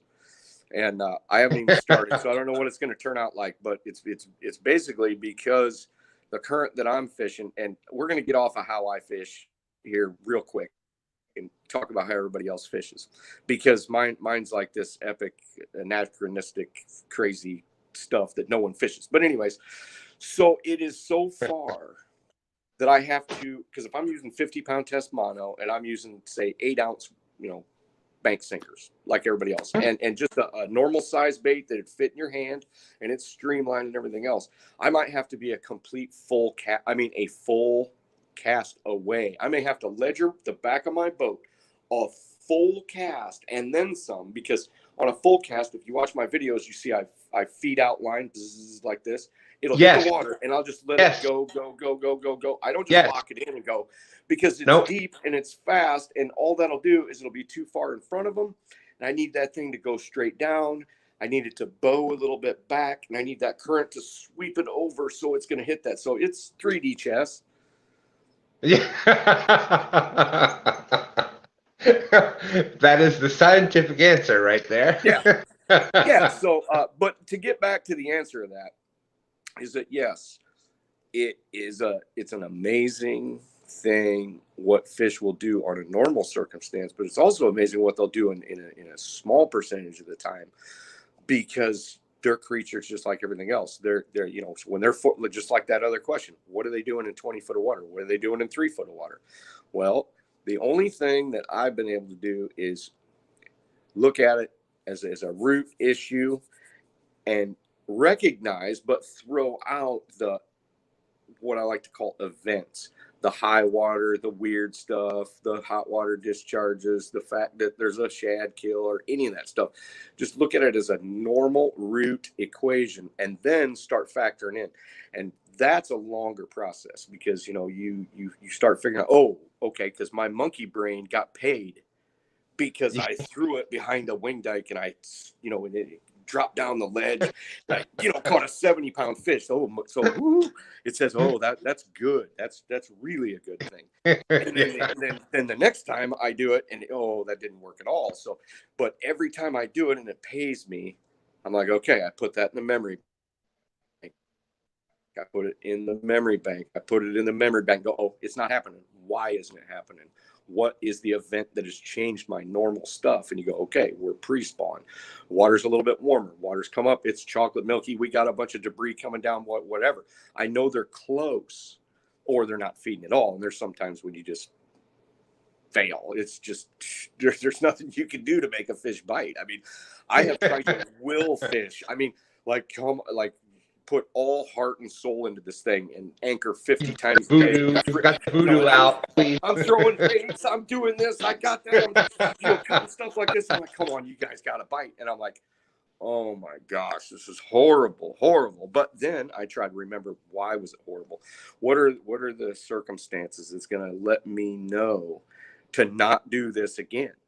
And then that, luckily for myself, I've figured a bunch of those out. And I'll try to help as much as I can, but it is a hard. And Catfish are catfish no matter where they swim. Doesn't matter what continent they're on, whatever. It's all basically the same. But you have such different river situations and lake situations and all of this stuff that, hey, if somebody tells me, hey, I'm catching them in 2 foot of water on a piece of hot dog this big, and it's got a rattle and it's got a whatever, and I'm not catching them on anything else, or, crayfish or whatever, I mean, I have to take it into consideration. I mean, I've seen crazier. That is true. And I think that's one of the mistakes I think that I keep making is that you go back to early catfish thinking is you put out baits, stinky baits, and catfish will come to it. And I think a lot of us have that same mentality kind of still where we tend to stay too long in an unproductive spot with non-active fish because that's kind of what we learned about catfishing. And the more that I'm talking to people that are catching big catfish. And I went the other way, Stan. I went the hyper energetic way a long time ago, and I said, okay, I've only got so much time to fish. I know there's active fish. I paid attention to in-fishermen. I reasoned things. I understood some things but then when you're on a big river, especially something big like the Illinois back then, and big like the Mississippi, you got to go, okay, I only have so much time. I've got to put my baits in front of as many fish as I could. And luckily, I was young, energetic. Throw a cast net like a freak show, and cast rods and do all this stuff. And the sun didn't bother me, and blah. I'm old. Yeah. Totally almost different now, but and I've come back a bit. I used to do trips where I'd anchor 50 times a day, and I know that sounds like a giant exaggeration, but it's not. I'm telling you. Usually shallow water trips. I didn't do that on deep water trips because there's not enough time in a day. But shallow water spots where you could target wood or target certain current or target certain depths or whatever and fire out 6 baits, and in 10 or 15 minutes you knew whether they were there or not, or whether they were feeding or not, or whatever. I think I saw precision anchoring. The only thing I'm going to say about precision anchoring is, to me, in my style, it's the most important thing I do. And I will set up on areas, and if I don't feel comfortable with that anchor, even though it's a lot of work, because I want the most for my time. I want the most for my anchor, and I want to be able to put down rods down, located on top of a wing, just wing dikes, for example, because I've done a video on it already. I want those on the precipice side. So I want my boat to be, so I got a down rod shotgun here and down rod shotgun here, and I want to be able to throw out to the tip with this, my 11-foot, rod. Mm-hmm. And then I want to be able to throw up to the shallows over here and have it dribble in. Yes. I want to target the base with a different rig that I've got, and then even throw out. And because every anchor is no matter where you mark fish, especially in a deeper water zone, it's not necessarily you're going to catch them.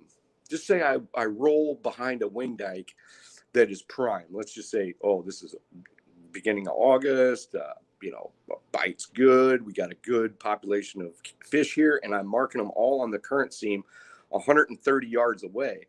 I can still throw back there, but that doesn't mean that they're active back there. Sometimes it's those same fish that aren't active that an hour before the sun goes down, you got about this much left. Then all of a sudden those at the base of the wing dike double over and just smash into the water. And the one on the side hits and clink, clink, clink, clink. You set the hook and it's a 50-pound flathead. Crazy stuff. Love it. Well, that brings up, I'm gonna go back to that because you were kind of talking about like a bite window, but there's a question here. How does the rapid rise and fall of the river affect winter blues? Roger, Muskrat Adventures, that's the one that came up. He was the one that said about the precision anchoring. And I don't know if you've seen Muskrat Adventures. They've been killing it. I mean, killing it in the Ohio River. They caught 30-something catfish, I believe, the other day. Ohio River is like a yo-yo right now. Yes. The Ohio River, to me, and I've fished the Ohio River several times. Not that I love it. I don't hate it either, but I'm so far away from it, I just don't spend much time. And I went over to the Ohio when the spots that I fish on the Mississippi are like way over flooded. Now, the Ohio, and I've got some friends that fish there too, and some sections have more current and some have less. And it seems that the sections that have less, that yo-yo effect, especially in the winter, because you've got a population of fish that does inhabit that, even though they can travel freely throughout that river, through the dams and stuff like that. They're not all landlocked. But what happens is you got that deeper water where more bigger population starts to winter, and you get those fluctuations of higher and lower water like that. It seems to take them and kind of shove them towards that, what I would call the mid-ridge range, not the super deep flats or even the washboard surface. And he'll know what I'm talking about, because all these bigger rivers have that sand washboard. Yeah. It's just this big washboard, and some of them are 1 to 2 feet, some of them are 3 to 4 feet, and they're constantly changing. So some guys have a good time with that, but it's that fringe where you contact the rock or the ledge, or what some people call a bench. So it'll come up out of the old main river channel and then go like this. And if you're fishing those ledges and fringes, it can be fantastic. But then the same bunch of people could go fish just a little bit differently on that rise and lower, and it can be terrible. The Mississippi is notorious for a bite shutting off if the water drops hard or rises hard. They love on that Mississippi that stable, either stable high, stable normal, stable low. It doesn't really matter. And that I kind of gauge my trips like that. I'm saying, okay, I'm gonna look at the internet and go, ooh, okay, it's gonna be ready about Tuesday, because we had that high water, it's dropped, and if it's dropping, I don't want to go until that thing levels out for a couple of days. And usually that pays off for me. I don't usually have the odds are I'm going to do very well if I stick within those guidelines. Now, last year I kind of got a little bit crazy and decided, oh, let's go on the high water, let's go on this, let's go on that, and it was kind of rough. But I'm not complaining. We just work hard at it, and you just realize that you can't always be the master of the cat. I like it when I come down there, mark the fish, get the bait, throw it in front of them, and they go like this, and then you go, yeah. So me and Heroes are high fiving and fist bumping and all this stuff, dancing and all that. That's great. But there's also days we're long in the face like this. We're like, oh man, what happened here? Because 3 days earlier, we just knocked the crap out of them, and it was great, and we caught great fish. 3 days later, there's something going on we don't know, and usually I'll get it figured out, and it might take a couple days for it to clean up.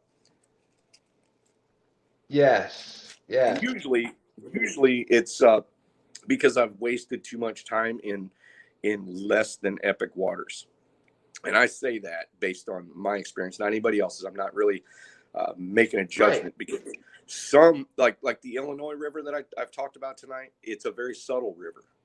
There is no real epic spots. You just got it. There's subtleties. There's little spots that will hold fish consistently, and you find that by time on the water. There's almost nothing that your eyes are going to be able to tell you, okay, got to go there, because some of these rivers are tough. I mean, the Ohio is one of them. I would not like to be a betting man and have one of my friends that fish the Ohio say, hey, I want you to fish against Todd or against Aaron or whatever on the Ohio. And I'd be like, nah, I surrender already, because I already know I'm going to need to spend some time on this particular pool to decipher this. I can get close. I can usually, and maybe I'll even get lucky. Maybe I'll catch a 60-pounder. I don't know. Or maybe I'm just going to move through it so fast that I put more baits in front of fish's faces. That, and that's kind of a key to success too. But I've also learned since I got older that sometimes you got to slow it down, because the deeper the water, instead of that shallow water, I can get by with short anchors and anything under 25 feet. But once I go bridge that bottom from 25, 35, 45, 50, 55, 60, sometimes 70 and 80, if I can even find it on the Mississippi up here, which there's a few that do, but I got to considerably slow down. So I make a mental choice before I even start fishing that I'm not going to those deep waters. I'll look at them, but I'm not going to invest a bunch of time in that deep water, because I may have a shallower water epic situation where we'll get doubles, triples, sometimes 4, 5, 6, or maybe I can even beat a top 10 anchor. That is my goal every time, is to be the top 10 anchor. And that is not easy to do because I've been doing it so long and I got great waters to fish in. That is awesome. We have another question out here. It contains to weather conditions. And that's from my son, Stan 3. Is there certain weather conditions that you always have to fish? Okay, so if you watch my videos, this is the clap right here. I do the 3 clap usually when we set up, and the weather conditions right and the water conditions right. I know a lot of times, I feel it in my bones, that when you got that low pressure coming in, you could have, just say you could high blue bird skies for a week, you get a sunburn in 15 minutes, but yet you get that kind of hazy stuff blow in, it's gonna storm in the next day or two, and maybe there's some lightning in the background. That gives me goosebumps even thinking about it right now, Stan. I've had some of my greatest anchors on those kind of conditions, when that storm is maybe looming, it's coming. I think I talked about it this last time, where there's been many times we've got gigantic flatheads. I mean, I had to be on the right place at the right time. Right. But once I'm on that, I've become accustomed to knowing, I'm like, I gotta go to this spot because that's coming. So I mean, I'll get off an experimental anchor like that, and I'll go to the Epic spot or go to the sunken ships. I've got some on the Mississippi that I haven't talked about, by the way. So, you got flatheads living under these sunken ships in 25 and 30 feet of water, and they don't always come out. They just hang out underneath there. They'll come out for that. They'll end up, so you get a shot at some of those fish on a short notice, and you're just like, oh man, couldn't get any better than that. Now, it's nothing is absolute in fishing, but it's a pretty good shot at that. Like, where I fish 75, 80%, that if I get those right conditions, I'm either going to do well with really good numbers of big fish, or I'm going to land one big fish, depending on, I have hit 70s flatheads like that. Wow. Like, you're like, oh my gosh, this is a donkey. The donkey. I love the donkey. Oh yeah. And I love it. I know, and I had to take it out of some of my videos because I didn't think anybody would get it, and I wanted to be a little bit more serious in the beginning until people knew what we were about, because they'd be like, what are these guys talking about? So we call big bluegills like this donkey baits. We call, like the big suckers, that are like that long. Like in your video. Yeah. The video where you were catching the suckers. Yeah, I love that one. I love the video. Yeah. I want to do a little bit more of that. There's some big northern pike in there too, and I think I want to catch those when nothing else is going on. Let's see. Last time my son was there, he caught like a 40-inch northern. Right, I mean, clear water, great big. It was awesome.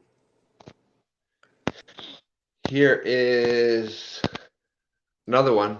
When you do, because we have found a couple of those 80, 90-foot holes in the James here. Where would you target your baits at that 80 or 90-foot hole? Like, basically, how do you set up to it? What are you looking at? Okay. Yep, and you know it already, Stan, because you guys are pretty darn smart. Okay, so you're gonna look at an 80 or 90-foot hole, and you're gonna say, okay, what shape is it? Is it just a pothole? Is it round? Is it a big cylinder? Does it come from shallow water and just sort of dump off real hard, or does it just slowly go into it? Now, the more difficult 80 or 90-foot holes are those big, giant, expansive ones that just sort of dribble in and dribble out. Yeah. I don't love those. I'll chase fish in them if I have to, but I don't like anchors. First of all, I do on a slight chance at a big fish. I don't really love to anchor in 80 or 90 feet, because you got 80 or 90 feet plus your drag plus this, you got 200 feet, you're pulling it up forever. Now, but if I do mark big fish, especially if I mark on the, let's see if we can get this right. So let's just say your 80 or 90 feet is like here, and maybe it's a little bit more sheer over here towards the bank. Yep. I like this one. over here as opposed to the one that dribbles out. But Yep. there is one thing to be said for the colder water. Sometimes they do prefer where it starts to dribble out on the side or come up on the back or come down in the front. So usually I'll kind of survey everything and I'll kind of let wherever I'm marking the best fish, especially fish that aren't in like what I would call a preservatory position. Preservatory position is usually looks like this when you see them on the fish finder. They're about this far off the bottom or they're Yeah. straight down. Okay. If I'm marking them face down, tail up, I call that active position. If I'm marking fish that are just up off bottom and doing that, I can kind of assume that they're moving. If I'm just marking arches that are all together in a big dumb clump, I'm going to assume to myself that I am not going to target those fish unless I have no other choice. Okay, if I haven't seen any fish doing any of the active positioning, and you know, I'm only going to put up with it so long before while looking, if I'm seeing fish in what I'm just kind of suspended animation, before I'm going to throw out on them, because I'm not spending all day. You know, I'd rather catch some fish than no fish and try to put a pattern together. Yeah. If that makes Yeah. sense. Unless Oh, I have my absolutely. mindset on a monster. If I have my mindset on a monster, if I got the right people in the boat. Now, if I've got my kids in the boat, I'm not gonna sit for 24 hours for a monster, which I have done before. I got to be in the boat with some people that really appreciate monster fish. Maybe their personal bests are 80.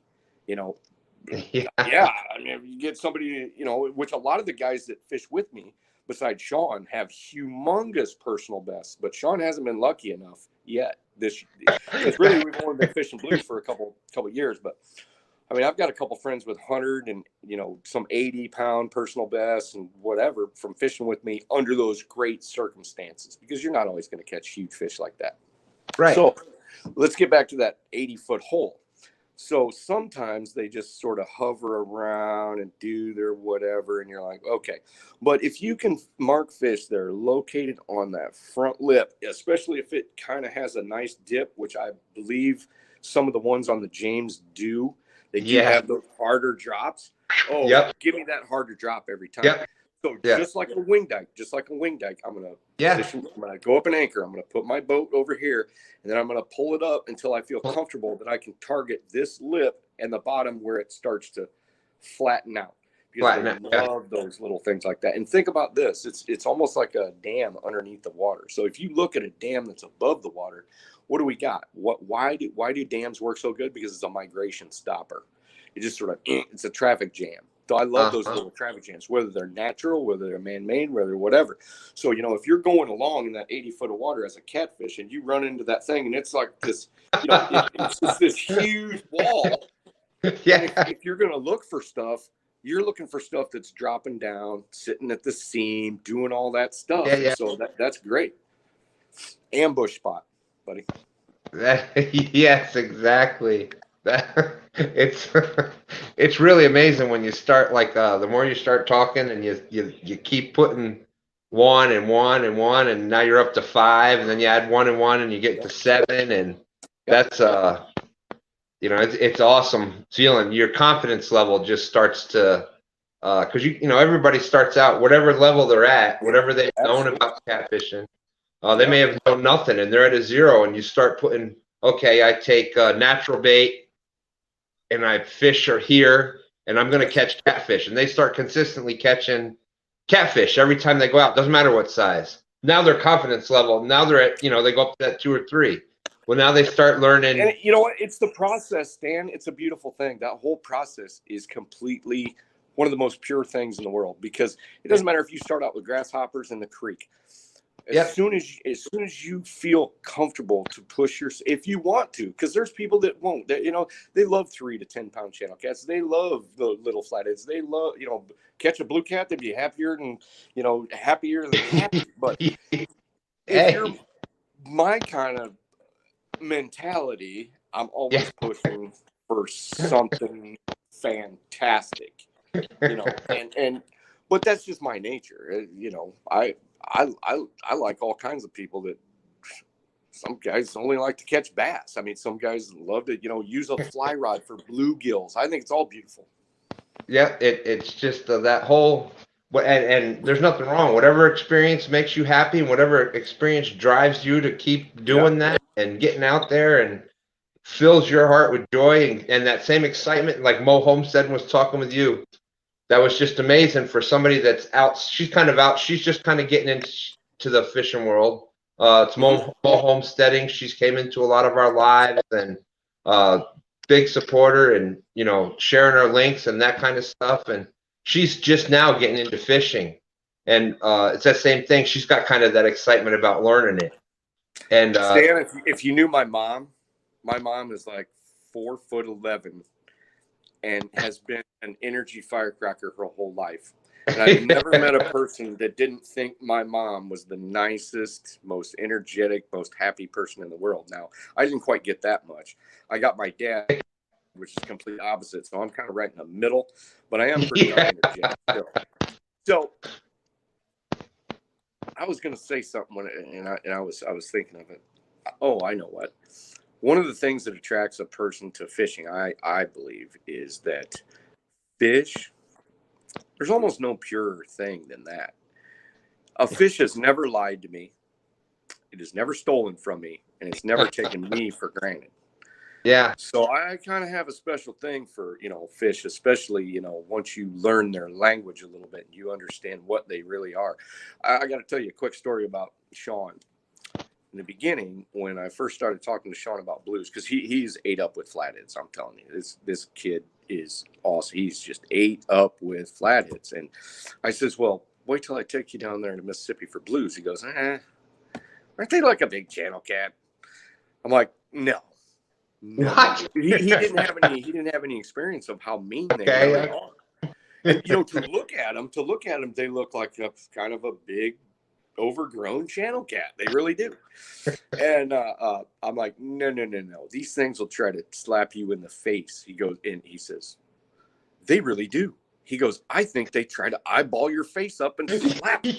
Yeah. You see them, they'll start flexing and I don't know if we can go that far, but they are. I mean, they'll crunch you, they'll roll you, they're mean fish, and I'll tell you, they're quite aggressive. It's funny that you just brought that up because there was go ahead. You can go. No, go ahead. There was a video that just put out by the Baltimore angler. It was from the Flatty Daddies, and he caught a big blue, and he's trying to do it, and that blue just comes. Yep. Just smacked them with that tail. Yep. And I've got a good friend who was he's been in a couple of the pictures in some of my videos. Yeah. His name's John. And in 2012, he was a part of the top 10 anchor of all time. And I'm not going to talk a lot about it because it'll sound really, really crazy. But he literally had a 120-pound fish laying in his lap sideways. He had his hat and his glasses on, and this thing went ape and smacked his hat and glasses off like this with a tail like that wide. It was the craziest thing ever. And I wish we'd have had that on film. That was the greatest thing. And you got to know John. He's like, oh, yeah. thing ever, and he's got that was me. Just awesome. You piqued a lot of people, especially the boaters out there that have the electronics. Did you catch the part where you're talking about the face down, tail up, and active fish? That piqued my attention. Yes. A lot of times people just see a mark, they see an arch, and it's like, oh my God, there's a fish. And you don't have to see every one like that. As long as, let's just say you move into an area and you mark a bunch of fish that are kind of actively gosh, this is weird. So actively positioned, let's just say that. Say this little black thing right here in the center. Say that's like the rise. So let's just say you've got a rise and it's going to be slanted a little bit more like that. But if you see fish nosed into that, not all of them, they don't all have to be doing the same thing. But out of 10 fish, if I see 3 or 4 with that elevated back part and they're face down, because they're not going to be face up and tail down. I've never seen a blue position, like maybe they are in a fish, like a big Cabela's, whatever, because they're hanging around like, you know, you got the one that makes laps All in right, the is tank all the time, and then you got is the one it that sits on clock the yet? bottom, then you got the one that Yeah. does the thing, and then the one that, you know, kind of goes like that. But in a natural setting, I truly believe, and I can't see through the water any better than anybody else, but every time I see a fish that would normally be like this, like almost to the bottom, if they're Yeah. elevated just a little bit and then nose down, tail up, especially when they're going into some rocks or, you know, whatever, but not hiding underneath the current, they're superiorly positioned on cover in what looks like an aggressive mode. Okay, now when I watch them in fish tanks, I can tell you whether they're aggressive or not because they bow up on things like a shark does. You know, guys that swim around sharks, they know when they're aggressive. They're like, oh, Yes. I can see it. But a lot of people can't. Blues and flatheads do the same thing. And sort of channel cats, they'll actually bow up on people. They'll arc lightly. They'll start to get a little bit tense. Their pectoral fins and their dorsal fin will stick up when, like a dog. You know, a dog waves Yeah. his tail when he's all Yeah. nice and whatever, and it goes when they're mad, they might go straight up or straight out. You know, and they'll get all Yeah. whatever. Fish do it too. I've had flatheads that do Mexican standoffs. Sorry for anybody, but that's what they used to call it back in the days. They would literally face off with their mouths open like this, and then decide that, yeah, okay, it's not worth it. They'll literally eyeball Yeah. themselves up. Crazy as it sounds. That is unbelievable. But yes, Roger. Yes, that is one thing that I don't hear many people talking about it, and I hope I do start hearing people talk about it because it's kind of a game changer as far as, you know, using electronics, and you start to see that. In some places you never see it, but in those other places where competition might be heavy, they'll start to, you know, basically get in that feeding position. Roger from Muskrat Adventure says, awesome stuff, Tim. Thank you for the information. His internet crashed. He's back now. Birds sitting on top on the water on top of the bait. Is that worth chasing? Okay, so catfish regulators. The only thing I chase as far as birds is the bait underneath the birds. I don't really put a whole lot of stock, and you know, I've fished rivers my whole life with a lot of gulls and a lot of cormorants and now a lot of pelicans. I mean, since the Asian carp, there's a ton of pelicans that are, you know, it's not the ones you find in the ocean, it's the ones I guess they're the black wing. They got that short black wing. But anyway, Yeah. in my area, there's tons of pelicans now. So I don't really. Yeah, my battery's getting low now. I have to put it on charge. Okay, so I don't really for me, I don't put a lot of stock. I could see how some areas, especially like lakes, that if you've got birds beating up on shad, the birds aren't getting all those shad, and some of those shad are dropping to the bottom. So it could be a big thing actually in some lakes and situations. But mostly when I have rivers with flow and the flows happen, even if those birds are attacking and whatever, a lot of times those baits are dribbling down river before catfish can get to them. So I don't put a ton of stock in it, but if I think back, I used to a lot more than what I do now. Yes. And there's another question when we were talking about when we were talking about those drop offs, those instead of like kind of just gently going out into the hole. Yep. So if the hole drops to depth quicker, you're saying that's better for finding the fish. For me, it is. I mean, it's going to be more likely if I find a drastic drop on the front of a hole to find A, big blues in the winter or in the cooler water period, B, big blues in the summer or big blues in the fall. I mean, that situation almost never changes. Flatheads will also hang out in those areas in my river if it's not too deep. They don't love. There's a lot of cover that they can dominate that is not 80 foot deep, but I can still find some on the fringes of those, you know, and usually if I'm going after huge flatheads, I don't really fish that deep. I used to, and I find that the average is going to be 10, 15, 20, 25 pounds. And I know that's hard for some people to say, well, why would you do that? But when I'm after big ones, I'm looking for something that's, 50, 60, 70, 80. I know that sounds ridiculous, but I don't have any video of 80s, but I have plenty of pictures of them, 70s. And it's amazing Not how all for addicting. It's amazing how addicting that. Once you start getting a few of those, you get some 30s, then you get 40s. When you get a few of those 40s, then you're like, okay, I need that 50 now. I need that 60. I need that. It really is like I don't want to say addiction, because addiction normally comes with like a bad, it's got a bad, but I think it can be a good thing because it drives you to learn. Dan, if you watch my videos, I call it a big fish addiction.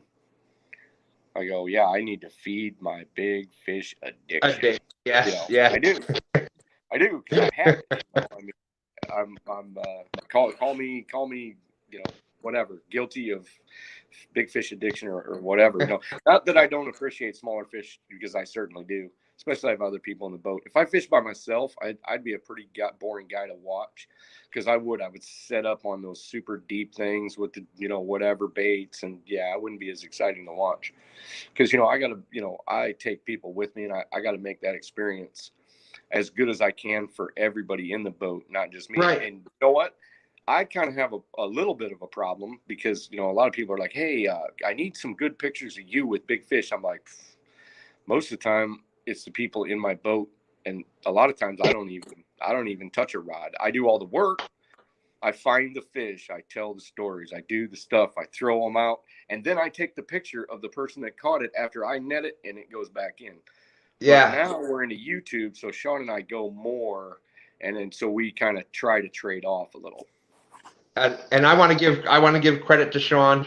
He knows an awful lot, and he's out there in a lot of our channels and passing out what he knows, and awesome job he does. And when you watch you two together, you can tell the just the unspoken, okay, you do this, I do that. That's how you guys have fished together. Yeah. And Sean, I've known Sean since he was probably 10 years old, and he used to live across the street from my mom and dad. When I was going on all my psycho 7 to 12 day fishing excursions and stuff, he was like 10 playing like video games across the road. But he's kind of a kindred spirit. He's kind of the same kid that loved to mess around in the creek and be outdoors. And I mean, he wade fishes. He will go and wade fish before work on the Spoon River. That's how dedicated this kid is. I mean, he's dedicated. He fishes for flatheads in the canal, which there's no way to fast track a bite on the canal. It is what it is, and we'll probably do a video on that so everybody will understand this fishing situation. But I mean, he puts some serious time into these big flatheads, and he does a great job doing it. All right, I think if you want to understand why you're so well received within this community, there's my son, Stan 3. Hi, my name is Stan 3, and I'm a big fishaholic. That's right. There's several people that just keep going down. We just went out in that snowstorm yesterday, and there was a travel advisory in Virginia. Don't go out. No, we were going fishing, because we knew that was the right time, that there could have been that. We didn't get it. We got a 17, almost 20 pounder, whatever it was. But there's that opportunity for that 60, 70, 80, 90. And when you start wanting that, it drives you to learn more. It drives you to want more. Yes. Here's Tim Molina. Great show. You could even say it was epic. Well, thanks. Let me say something about. I've taken kind of a special interest in watching you and your sons fish, Stan, because one, out of the places that I've been, I have a special fondness in my heart for the James River, because I used to go there. I used to be able to fish that and had some great success. And what you guys are doing, and I'm kind of singling you out because you're the only one I can see on the screen, but you and your sons have a huge learning curve that you are, just giant leaps. And I am predicting that you guys, if you keep up this pace and you keep up that passion and you keep up that big fishaholic thing, you guys are gonna get on some big fish, because the James has them. There's a little bit of a difference between, you know, where you guys are kind of stuck fishing, especially off the shore, because you got to be in the upper reaches in the cold water. That's a little bit tougher, because a lot of that fish population is downriver in the tidal. And it's so far away from the bank that you'll never get to it from the bank. And it's such big water. If you're only in the boat one day, it's hard to get to it. But you guys will start figuring that stuff out. And I'm making a prediction of 60 pounds. If you guys keep going and you get in the boat with, you know, skin and scales, you start putting that stuff together, 60, and you might even get onto a situation where you just roll up onto a spot and there's 80 down there. Or at 90. That is what our intention, our drive is. We want an 80. That is what we were searching for this year. We are searching for an 80 between now and January. There's nothing wrong with the triple on 50s either. No, amen. I was there 20 some years ago when the top end of the fish, I don't even think the river record was much over 60, and we got a triple on 50s on one of those deep water shipwrecks we were talking about. Beautiful thing. Thing. I have some pictures that still exist of that trip. I'll have to send them to you after we're done. Yeah, that would be awesome. And a lot of people don't, you know, you kind of got to go with what you know, what you're learning. A lot of people don't give enough respect to the upper James, because it's like that thing you said, you can only go so far. Stand 3 has caught a 57-pounder out of the kayak at the base of the falls.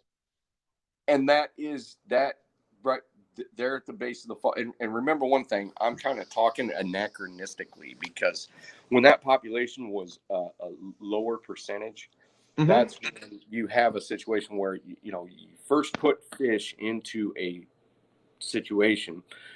If they are not pressured to go upstream in shallower water, they usually won't. And there are fish species that do that. Blues are one of them. But once their population gets big enough, it starts pressuring them to find new areas, and they will go below the falls and even above the falls in high water or whatnot. So yeah, I get that. But I'm just saying the probability of catching or getting on an anchor where you're going to catch 350s or a 60, a 70, and another 50 exists downriver a little bit more than absolutely. But if you think about what your son did right there below the falls, what is that? Current. What we're talking about, but also what it is, a migration stopper there. Right. So we're going to hang out for a little bit, just like in that wing dike deal that I just put out not too long ago. It's basically a corral. It's a migration stopper. They're going to hang out. It holds bait. It's got some cover. It's got some current. It feels comfortable for a while. They're like, oh, I'm going to hang out. So, I mean, it's a great ambush spot. I mean, talk to any hunter, and they're going to tell you what they do. Oh, it's sure. game trails, and, you know, it's up against ridges and stuff like that. And, you know, I'm not a hunter, but, you know, I can understand that language. Yeah, he does. Stand 3 does. We're hunters too. We do the whole outdoor thing. He caught 3 or 4 deer this year even. So it's nice. Yeah, and I see Muskrat Adventures, 37 fish last Sunday, sleet, snow, freezing, rain. Dude, when they're on, and isn't it great? Sometimes they're on, and I can't explain why. It could seem to be, you know, adverse conditions, and for some odd reason, you just hit it right. I think it's great when it happens, because, you know, I love it when the fish prove me wrong. I learn more when they prove me wrong than right.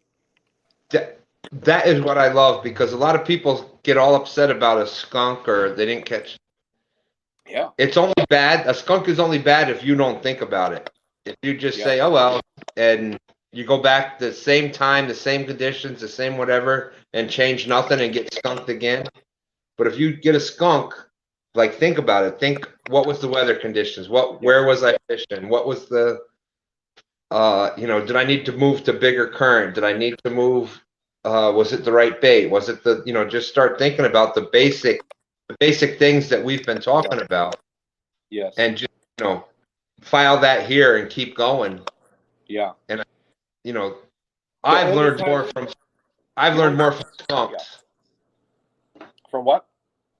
I said I've learned more from getting skunked. Partly because that drives me more the next time that's not going to happen. I need to catch that fish. My competitive nature, when I get a skunk, it only bothers me if I did not have enough time to get through all the way to pattern Z. If that makes any sense. If I'm too stubborn because something has worked for me in the past, time and time again, and I fail to recognize that what I'm doing for some reason, there's some event, there's some whatever, and it could be that the populations are not, because I'll tell you something about the flathead season, and we had high water earlier than we'd ever seen it, but I wasn't on the water in April. I wasn't on the water. I mean, I wasn't on the water in March and April. I didn't know that we had such high water that was putting a lot of my big flatheads off of that main channel, because normally, 15 out of 15 and a half years, these big flatheads on my river hang more towards the main stem, even though there's side channels galore. There's all kinds of crazy stuff everywhere else, but all the really big ones are sticking towards that main channel. Well, that did not happen this year because it got high when the water got high when the fish could not handle that high water because it was still too cold. So they had to move, and they moved off of that main channel and were in a lot shallower water by the time I started fishing for them, because it was still high water. It didn't just go down and then they filtered in. They can't afford to think, well, it's going to go down eventually. They have to stick to have a successful spawn. They have to stick with what's right for them. And I was off the mark, and it, literally drove my mind a little bit nutty, because I was like, oh my gosh, that just, it doesn't happen to Epic Catfish. I'm just like, bro, I'm used to going out and catching fish, and so that's the big problem.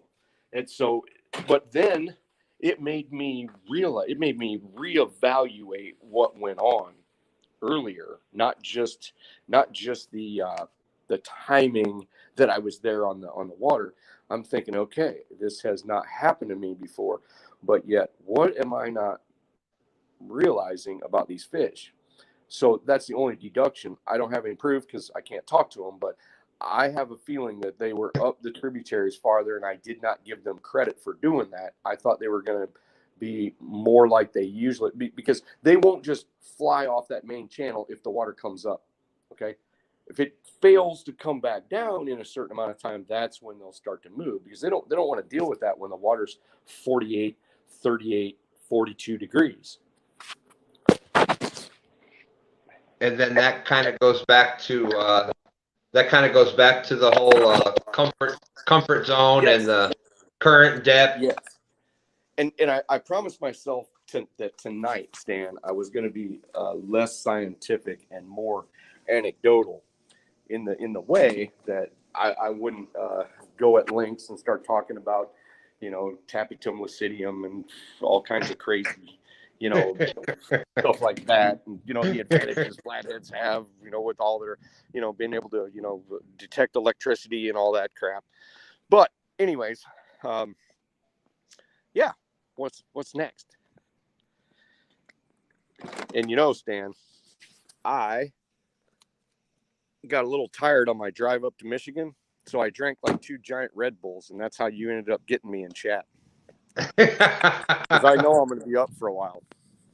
Well, that is awesome. Everybody was very happy that that you decided to come up here with us. I'm still getting messages from how people are putting what we talked about in previous lives. Oh, good. In how they've put that into their own waters, and how they're using that to kind of help them look at things a little better. So it's nice. There you go. There's a comment right there. Roger Muskrat Adventure says, "Yay for Red Bull." Yes. So you do have an audience out here. We do love a lot of us love getting down into the deep thinking of, you know, how are we gonna progress and move up to that next level, and you know, Awesome. and that. I'm still doing it. I'm still doing it. I Yep. mean, I will get my butt kicked every once in a while. I'll go somewhere new, or I'll go somewhere where I've always been, and that's the stuff that keeps me coming back. I'm telling you.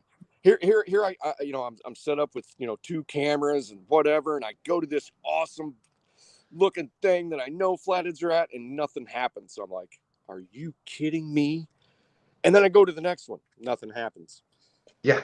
And I'm used to being able to pull up on certain pieces of cover, and in 5 minutes, and I kid you not, you guys are going to see this in 5 minutes, hooking a 30 or hooking a 40 or hooking a 25 or hooking a 15, and then moving on to the next piece of cover. But when it doesn't happen like that, which sometimes it doesn't, that's what keeps me going. Lynn Leaper said it was the Red Bull that got you on here tonight, so he's sending you 2 cases of Red Bull. Sweet. You know, I love all the attitudes of these guys in this stuff. I really do. I think it's one of the greatest things going on the internet. The attitude's great.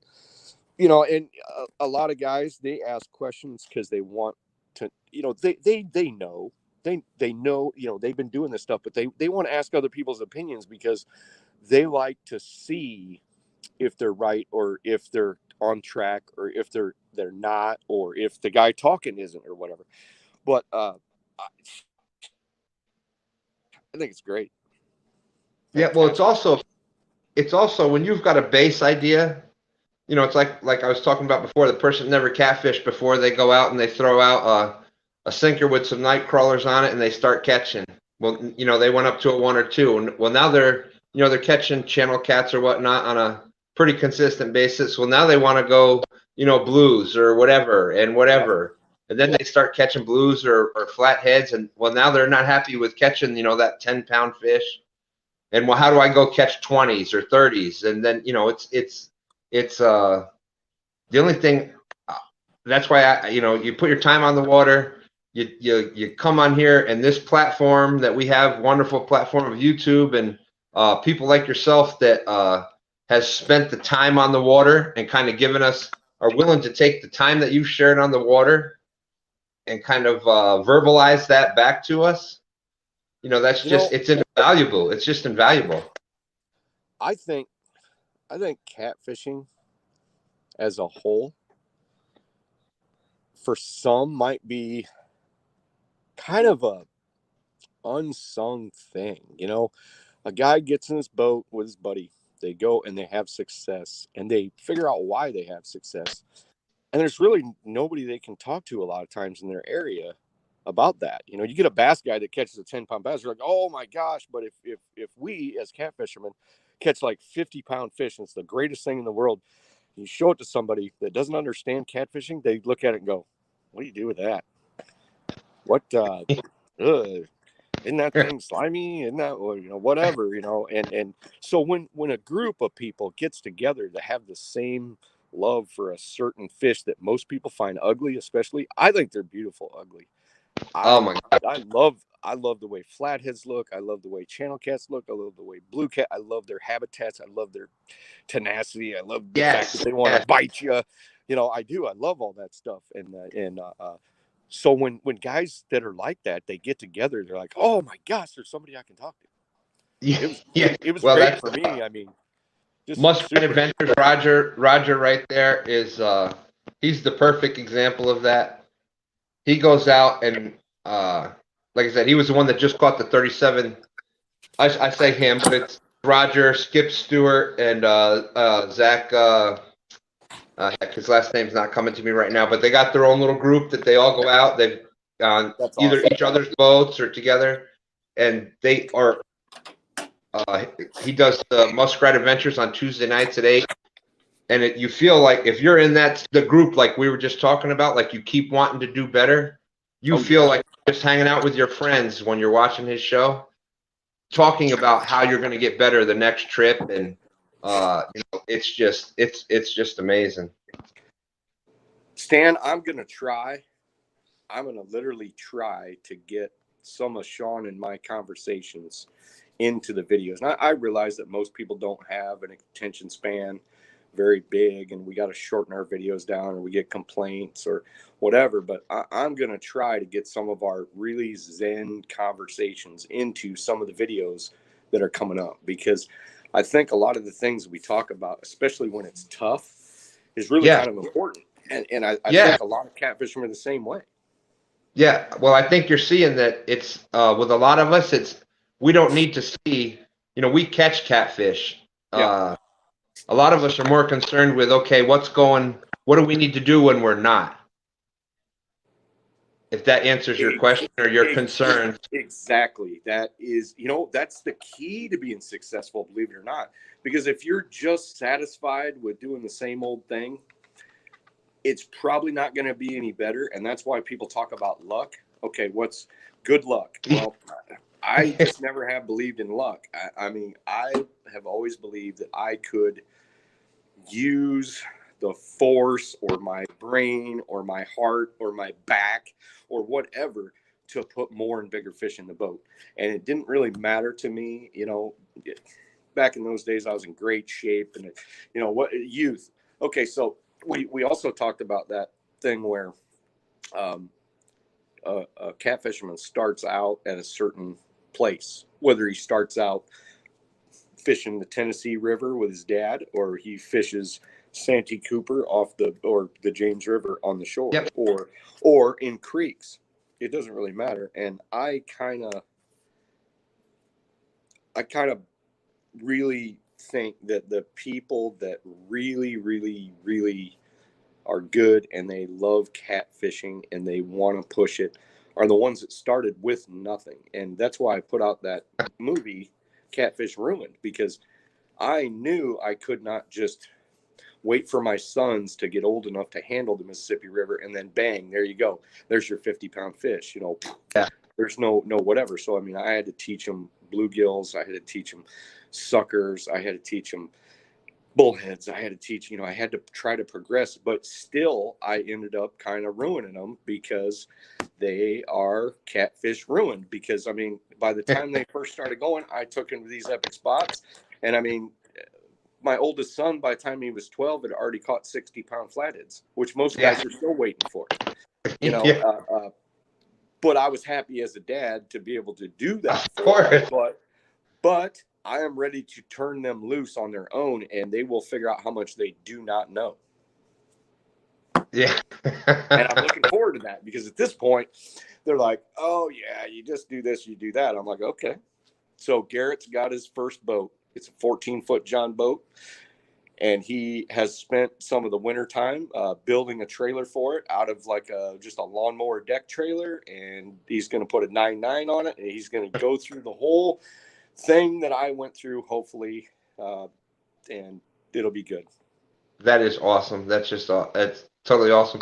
That's what we were fishing out of this past weekend. It was a 14-foot John boat that Stand 3 had really, it had leaks and looked horrible and stuff when he got it. And it's a beautiful, like if you see it going out now, it's a beautiful boat. And that's what we fished out of. And we got the chance to go out there every weekend and put an 80 in it if we that. And it is part of the beautiful journey of the whole thing.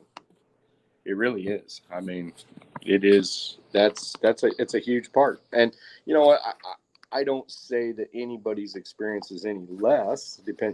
However they wanted to do it, or however they were lucky enough to do it, either which way. But I kind of have a soft spot for the kids that started with nothing, because I was there. I'm riding my bike out to the river that I live on now, which is more like a creek. And I mean, I dreamed of catching catfish for 10 years before I ever even really saw one, from the time I was like 5. Yeah. I just couldn't wait to go do it. My parents, but they didn't know zilch. They knew nothing, and they will admit this to you. But you know what? I thank them still to this day for taking me outdoors. I give them the credit for inciting that. You know, they say, son, you've done so great with this fishing stuff. I said, yeah, but you know what? I owe all the thanks to you, because you taught me the appreciation of hard work. You taught me the appreciation of, you know, getting what you worked for. Nothing is handed to you in this life. Work for it. You took us camping, you took us fishing, you took us doing all that stuff. I mean, I'm no different. I first fish I ever caught was a bluegill. And you know what? I've probably caught more bluegills than any other fish in my life, because I love to catch bluegill for bait.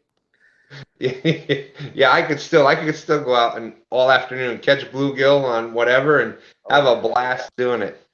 Yeah. And you know, I kind of, we were talking about the catfish ruin. My 11-year-old granddaughter, stand 3, right at the end of the year, took his daughter, my granddaughter. We call her Little Smith on our channel because that's the name that she came up with. Her PB blue cat is 30 pounds already as an 11-year-old. Yeah. girl. Okay. So she's well on her way. Yeah, yeah. So, you know, the tradition is just going to keep growing and growing. And, you know, I'm just so proud of that. It's and you should be, Stan. I mean, I'm super proud of, you know, me being able to, through my passion stuff, help people. I'm very proud of it. You know, it's not all me, but I mean, there's guys out there that have taken what I've showed them. You know, they started out as clients years ago. Yep. And some of them decided to sell their boats and forget it, and they just hire me 2 or 3 times a year because they go out and say, I don't have enough time. And, you know, whenever we go, we catch giant fish. And so they're like, it's a lot cheaper and it's a lot faster and whatever. But no, but some of them have really turned those gifts that I've been bestowed and then bestowed onto other people and really went really far with it. Yeah, well, I think that's happening right now in what you're sharing with a lot of us out here in the catfish community. And as far as what we're talking about with Muskrat Adventures, his boat just won the Muskrat just won Boat of the Year from the Golden Whisker Awards. I'm sure you heard of that. Yes. You're kind of just coming in on our little catfish community thing here, but the Golden Whiskers are going to be huge next year. I guarantee that Epic Catfish is going to be receiving at least some of them rewards. But you never Muskrat know. There's people all over on some big fish. They're putting the time in. They're learning all the stuff. And dude, I'm telling you, once it's not even just what I'm trying to talk about. It's, you know, learning their waters and doing that and putting the time in. They're gonna end up with some big fish, some big rewards. Yeah. So he when what he was saying was his boat when he's put a lot of blood, sweat, and tears into it, and it ended up winning Boat of the Year and the Golden Whisker Award. So, you know, that's same thing you were talking about. Coming from where you start, you appreciate things more. The more you have to work for it, you do kind of tend to appreciate that. Stan, that's a small example of what the American dream is all about. That's that anybody can come from nothing and work and use everything to their advantage, get smarter, educate themselves, do something creative. I mean, all kinds of stuff. And, you know, anytime I hear any of those stories, I mean, I got to root for them. I mean, maybe some people don't, but I do. Yeah. Well, I voted for him. I'll put it that way. Yeah. And Fishing Chick is new in the community here. She's I'm happy with my 10s. I wouldn't know what to do with myself if I got a 30 or a 40. Well, nothing wrong with 10s. You keep catching those 10s, and if that's what makes you happy, Fishing Chick, more power to you. But I guarantee you, from what I've seen so far, you keep catching those 10s, you're going to want a 20, a 30. It just kind of happens. Probably will. You know, I do know a lot of people that are perfectly content to fish a farm pond or to fish a gravel pit, and they belong to it. They've been doing it for years. And you know what I say to that? Awesome. Awesome. Yeah. Awesome. You know, you've got the Epic Catfish, and I'm going to steal the Epic name for a little bit. Okay. But if you go out and you bring your kids out and you're catching a 5-pound catfish and you're Yep. high-fiving each other, Yep. that is epic. To Yep. me, Yep. that is, they view that 5 or 6 It is. pound catfish, that's epic. That's what it's all about. It is. It is all about that. And, especially with anything, you've got so many different people that are involved in the same thing, and they all have different expectations. And you know what? I respect all of them. But for those of us that do have that bug that we've got that addiction. You saw a bunch of them are putting their names in for the fishaholic, the big fishaholic, and I'll throw myself in there. Me too. We appreciate the information that you share out with us. I know it's getting to be about 12:30 here. Yep. We're down to 22 people in the chat. Oh, So it seems like a lot of people. Yeah. Yeah, it's Monday night, so the beginning of the week, and they got that trying to get to work tomorrow kind of thing. Well, the other thing, they can, if they want to watch it, they'll just watch it tomorrow. That's It'll true. probably get, so I mean, that's a good thing. Oh, that's what happened the last time. Yeah. When word got around that we were kind of putting out some good information. Yeah. The views on the video almost doubled like the next day. Nice. From the people that were actually live to the people that were actually like, I got to hear what Epic was saying. So it's and I also got a bunch of this is the knowledge of worth more than thousands of waypoints, which is exactly true. Yes, it is very much so, Mr. Whiskers and Stripes. Because if you take the basic formulas of current depth, cover, you take your basic information. Yep. Then start putting it into your own waters. It doesn't matter. Somebody could catch a 70-pounder that happened to be cruising through a spot that it's not normally at. Right. That 70-pounder is never going to be there again. So it doesn't matter what that spot was. Exactly. You're going to catch 50 more times the fish at the spot that, the spots that we're kind of talking about. Yep. Using the simple, Yeah. And there's a lot of great anglers out there that are not on YouTube. I know a bunch of them, because I was involved in Pro Cats and I've been a guide and stuff like that. And there's guys that they will never show where they fish or any of that stuff, and they don't want to, because they know there's a lot of spot hawkers out there. But I constantly tell them, I said, these spot hawks, I said, odds are if they're just, if all they want to do is find your spots and they can't find their own fish, I said, those spots aren't always good. And odds are, if they only have a little bit of time, they're probably not going to have the same kind of success, because some of my best spots on the river are unfishable usually, or not worth fishing for most of the year. They're only good at a certain point a year, or they're only good at a certain water level. Yes. Certain water level, certain conditions, certain, whatever. But they're good for holding fish all the time when the water flow is right. When the water flow is not right, you won't see a fish want in it. Yes. And, and like a lot of the spots that I fish for the summer are terrible in the winter. Right. Terrible. They're almost exact opposites of what you should be fishing in the winter. I mean, even for bank fishing, you've heard people have heard me say about when a lot of times you'll see some people they'll post their link that they're going to have a live fishing. Well, a lot of times we don't know till that exact morning of where we're going to be. Mm-hmm.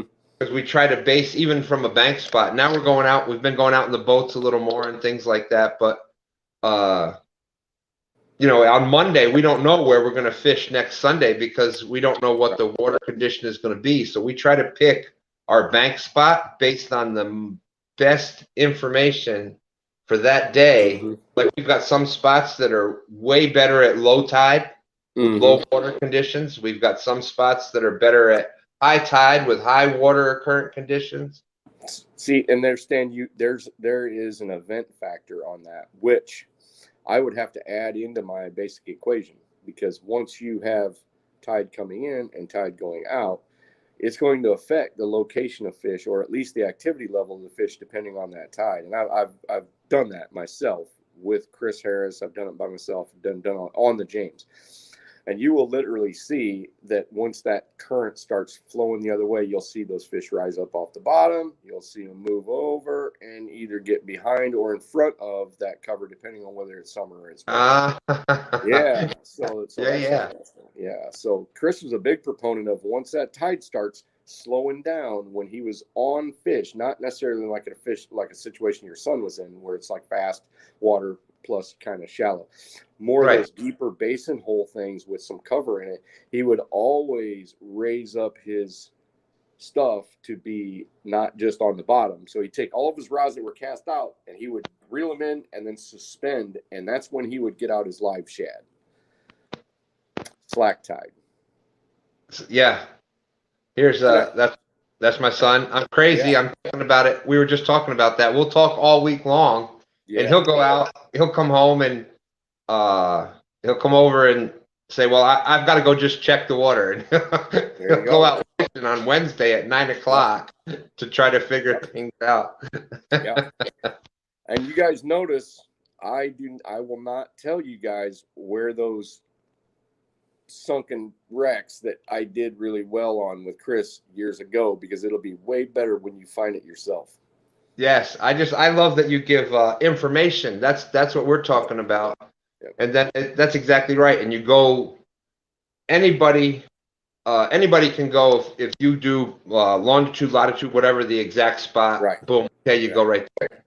Well, you'll find one spot. You give information about tide. I mean about current and what you're looking for and things. You can find 1,000 spots. Yes. Up and down any body of water across the country, across the world. That's way more important than one little itty bitty spot, in my opinion. And it's gonna mean so much more to you because you're the one that did it. And I and this is kind of a weird thing, but not a lot of people can cast those big round reels that I use. Yeah. Because I back my tensioner all the way off because I want to be able to get it out as far as I can. Yeah. And with customers, a lot of times they'd be like, well, I'd like to cast the rods. I'm like, well, you probably shouldn't, because they'll probably, oh no, I'm used to a bait caster. I'm like, okay. Yep. Throw it in the bottom of the boat. Next. And then pretty soon they're like, no, I don't want to cast them. But I wish they could. I wish they could cast them to where I needed to, because it gives a person more of a self-satisfaction if, even if I'm taking them to my spots and I'm showing them what to do and I'm talking about what's underneath the water and I'm telling stories about what happened in the past and I'm talking about the water level, I'm talking about how they feed, I'm talking about the bait, and I throw the stuff out, fine. But once people start being able to do it themselves, it's a whole nother thing. And that's why I say information's worth 100 guide trips. It really is. Yeah. Because spot hawks are not proud of themselves, I don't believe. I mean, I'm not a spot hawk because I don't really, love it. Maybe if you're off the bank, you go, well, yeah, I found that spot because such and such was fishing it. But boy, if a guy could put all the work into it and really reap the rewards, I think that's more heartening. Maybe I'm a big softy or whatever, but no, I agree. We're on the same. We've kind of talked about that a little bit. We're kind of on the same wavelength with that kind of thought and everything. And bank fishing is a little different because there is limited number of public so many access spots. spots. Yeah, that's right. You're in a boat; it's unlimited. You can go up down the river or the entire lake or it's unlimited. So stand 3, I agree 100%. Yes. Knowledge, and we will end up in the same place. Yeah. Isn't that something? That's great. That's great. That's I mean, I might write that down when I get home. That's that's pretty good. Pretty great, actually. Well, we appreciate you. Like I said, there's not a lot of people that will take what they've had to earn and through hard work and effort and years and years and years and kind of just give that out to us. Yeah. Well, there was nobody willing to do that years ago, and I think it was bad for the sport, honestly. Hey, we've got I was just gonna say we got Chris Flores from Muddy River Catfish in here with us. Yeah. Awesome to see you in here, Chris. We appreciate you coming into these kind of just what we were just talking about, that person that's willing to take their time and share out things that they've learned. And Chris comes into a lot of the smaller streams, and so we appreciate that. It's awesome that you don't see that. Same thing you were just saying, that years ago, and how now it's kind of you've got more people that are willing to do it, and the rest of us just appreciate that beyond belief. Well, and I have a theory that I've had for quite a while, that success and understanding big fish helps people understand how few big fish there really are.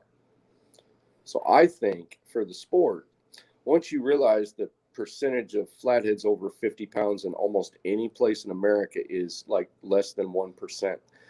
Truly giant blues over 75 pounds are a small percentage of that population. And channel cats over 10 pounds in a lot of areas is a complete trophy.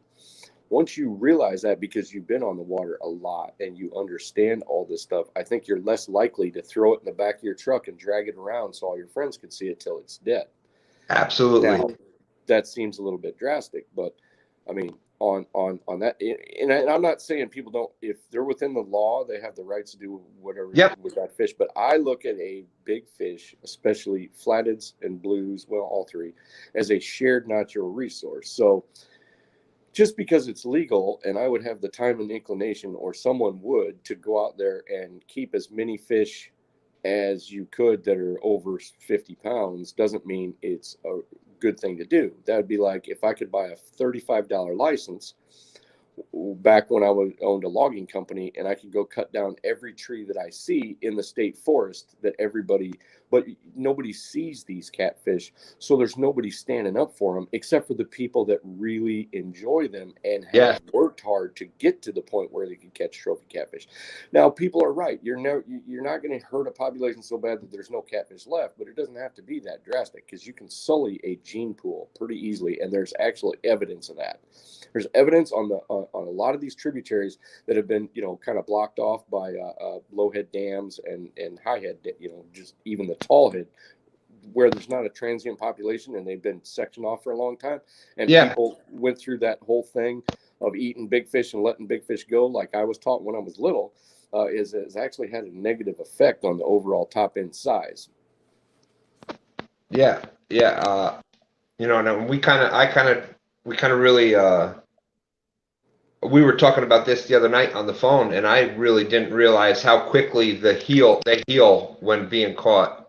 And I was saying how we had caught, even this month in January, that we've caught multiple fish that we could see have been previously caught. And I was thinking it was like months ago, and you were like, no, that's much quicker than usually it only takes about 3 days on a hook mark, and you don't even notice it's there. So, I mean, that's just boggles my mind with how, if you practice, if you take care of that fish when you catch it, and if you want to eat some catfish, eat the 3 to 5 pounders. They're plentiful. You're not going to hurt any gene pool. You're actually going to help the species by taking some of them out. And but putting those, to me, I get almost as much enjoyment seeing that 30 or that 40 swim back away, and it does that tail splash, and it's like it's almost like watching a bald eagle swoop down right in front of you. It's just like to me, it's like a magic moment.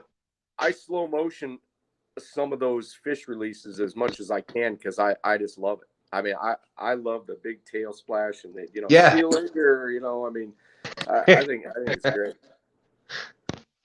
So, I can personally attest to, even this month just in the month of January, what catch and release does as far as opportunities for future people to catch those fish. Yes. Because to know that we've caught them that soon again after they've been caught, will just tell you how what that does. Like they'll be able to be caught time and time and time again. Yeah. And it's just I don't know. I think I kind of get on that a little bit, but No, that's I think you're absolutely right. I mean, a person has to look at a sport like catfishing.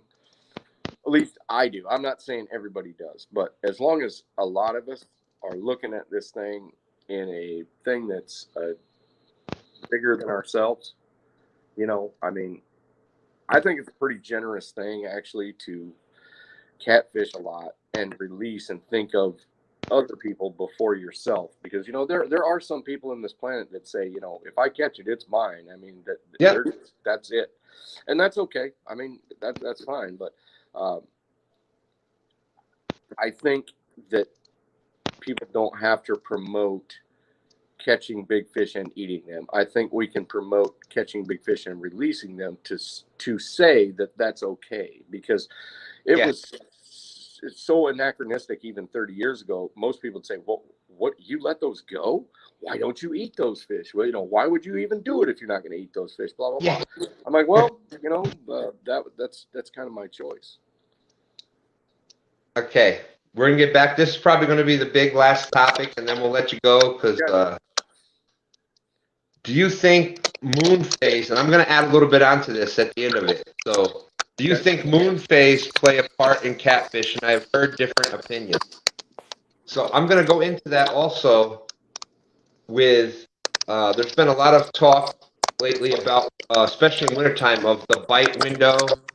And you've got moon phase, and you've got tide phase, and you've got, uh, all those different factors. Mm-hmm. How big does one little thing, like on the moon phase, how big does one part of that? I mean, is it a whole picture kind of thing, or is like one particular part that you look at more than the others? You're going in the right direction, Stan. I told you the other day, you're a great MC, and I'll tell you, you know why? Because you understand the direction a thing is going from what you've been learning as a fast curve, and I just want to compliment you on that first. But let me get down to this question here, because I'm gonna answer you as best I can. If you want okay, do we want a real Zen answer, or do we want like a matter of fact answer? That's the first thing I got to think to myself. Because, matter of fact, that's the kind of people we are. Let's get to the nut and bolts. And okay, so understanding that most creatures are really complex in not necessarily their thinking pattern. We know that catfish aren't. But there's things that we cannot understand about them. Because if we could understand everything about a catfish, we could talk to dolphins. Yeah. And we still haven't figured out their language. And their language is something crazy. And they may be smarter than us. We don't know. They just don't have opposable thumbs. Okay. So if cetaceans can communicate through thousands of whistles and clicks that are different between their two things, why couldn't a catfish be affected by a moon phase? They certainly can be, but I myself, I've only noticed one thing about a moon phase.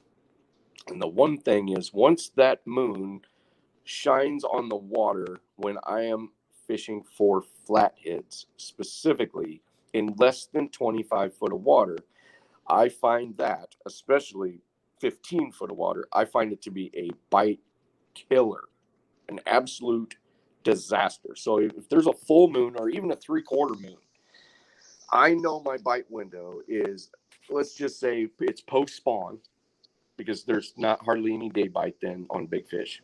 So then I'm looking for that hour before dark to hour after as being my major bite window, and then I'll have a minor bite window from there until about 10:30 on the Illinois side, because I have maple trees high enough to shade me till 10:30 where I'm fishing. But on the Iowa side, at bite goes to complete worthlessness, and I can prove it. All I got to do is go to some of my greatest spots, Go over there, full moon, lights on the water, no go.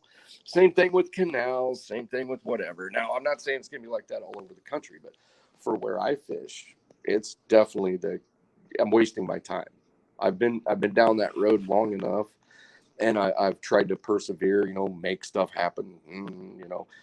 There's no way the moon could be doing this because it popped above the trees. And the more I talk to people that are more as fervent as I am, that put as much time on the water, they'll bring it up to me, and I'll be like, yeah, I find the same thing. Well, the light on the water thing, my father always taught me, we actually put aluminum foil on part of the Coleman lantern. Yep. To keep the light off the water. Yep. We just had it so that we could see what we were doing and maybe see the poles, but you didn't have the bright light going out onto the water because, and this is more in a shallow, from the bank and more of a shallow water situation. That would it turned off the catfish, they wouldn't bite, and more Stan, a lot of us catfishermen or fishermen in general are very superstitious anyway. So I'm not saying that my monkey brain hasn't been, trained to say that over a period of time, because when I've done it, you're like, oh boy, we didn't get bit at all after that came up. But yet, as soon as the new moon's there, we got a bite until midnight, which is a heavy bite from 10:30 till midnight. Then we got another bite from 2 to 4 a.m. But it never happens on those full moons when it's shining on the water. I'm not saying I haven't caught fish, because I certainly have, but the likeliness of me landing a super big fish under a full moon when it's shining directly on the water, pretty slim. And that affects more shallower water than deeper water. Is that correct? Yes, I believe it does, because I have fished, even though I don't fish deep water for big flatheads, because they don't seem to prefer that up in this northern region like they do in like the Tennessee River, where they're catching them, drops in 55 foot of water. You got giant flatheads eating cut bait suspended. I could suspend cut bait in 50 foot of water all I wanted up here, and I'm not going to catch very many flatheads. Yeah, I'll catch some blues, but not very many flatheads. And but let's just say we've got a one more situation with that. Fish are very sensitive creatures. Now, we know the moon affects the tide. Does it necessarily affect freshwater fish because of the gravitational attraction? It is highly possible, I believe, that fish, no matter if that moon is shining on the water or not, I believe that they can detect that. Now, does it make them bite or not? That I couldn't tell you. And also some of the things that I've seen is that we talk a lot about barometric pressure, and there's two. It's kind of funny how you got light, with the dawn and dusk, and a lot of people don't know that there's there's a minor changes in the barometric pressure every single day, just due to the heating of the earth. So you'll have your 4 to 10 in the morning and your 4 to 10 at night are two changes during that, just from the cooling and heating of the earth every single day. There's and then you got the tides that are on the cycle. It's just kind of funny how, when you look at everything, the whole big picture together, that I'm seeing Sabrina's post that you put up right there, and I think she's pretty darn correct. Where if the moon affects the tides, so perhaps it also affects the fish. I believe that. I just don't know where it fits in my fishing puzzle, as far as that part of it. As far as the light on it, that's it's a primitive observation when, monkey fisherman says, ooh, we don't catch any flatheads when the light's on the water. That's pretty easy. The other one, really tough.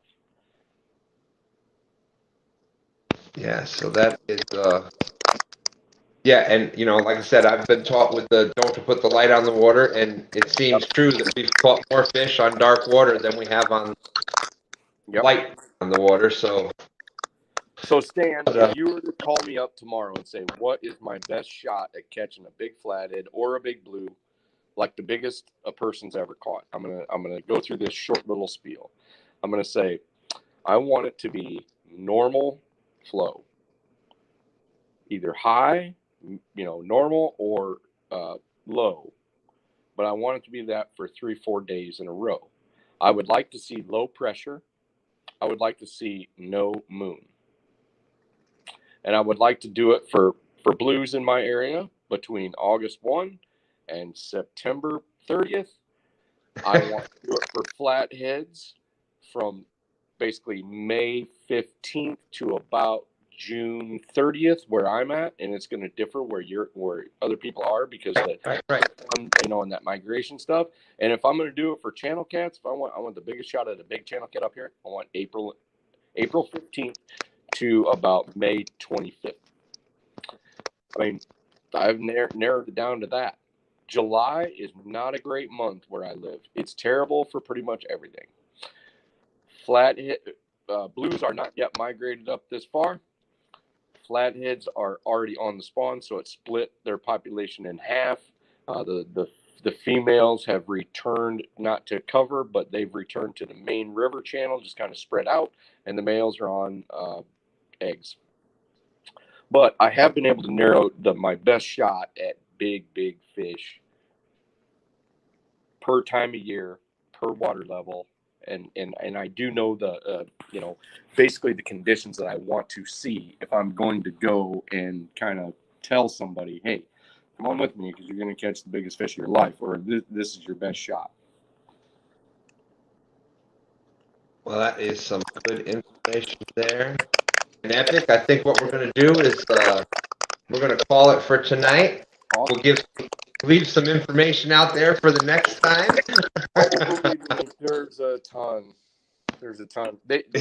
When I gave seminars, they learned to give me about a 3-hour limit. They're like, everybody will stay here, but it's going to get on to they'd start at like 7. Yeah, it's going to get too late for people, and they're going to get in trouble by their wives. Yeah. We've got Muskrat Adventure still out there with us. Thank you very much, Roger. Fisherman Sabrina. Mike Costello. It was just amazing. The people your boy Troy fishing. Your boy Troy catfishing. Just amazing. The Dale Hayslip. Taught not to use a lantern. Mike Costello, good info. Thank you, Stan and Epic. So we all just love the information that you're putting out. Again, we can't thank you enough for spending the time with us. And I think that it's helping us all. Like I said, the info is info. So you take it from here and put it out onto the waters that you're in. And I think when you get that info, it makes, in my opinion anyhow, what it does for me is I automatically start thinking my waters. I know Muskrat Adventures, Roger, he starts thinking that. Like I think, okay, how are we gonna extrapolate that into the James River?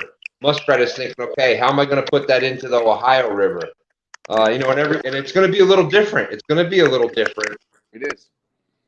But you got the basic idea, and then you kind of you learn from there and go from there. And like I said, Roger and Skip Stewart and Zach Murray, that was the name I was thinking of, Zach Murray. They've been just killing it in the Ohio because they've been putting their time out there on the water.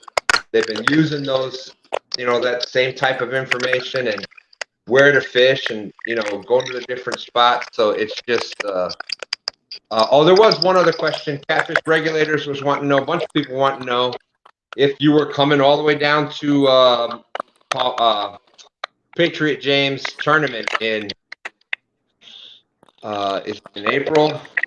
I know that's a huge trip for you. It's like 3/4 of the way across the country, but that is a huge trip, and I'm pretty much already booked as far as what my plans are for this. I mean, I've planned according to the catfish.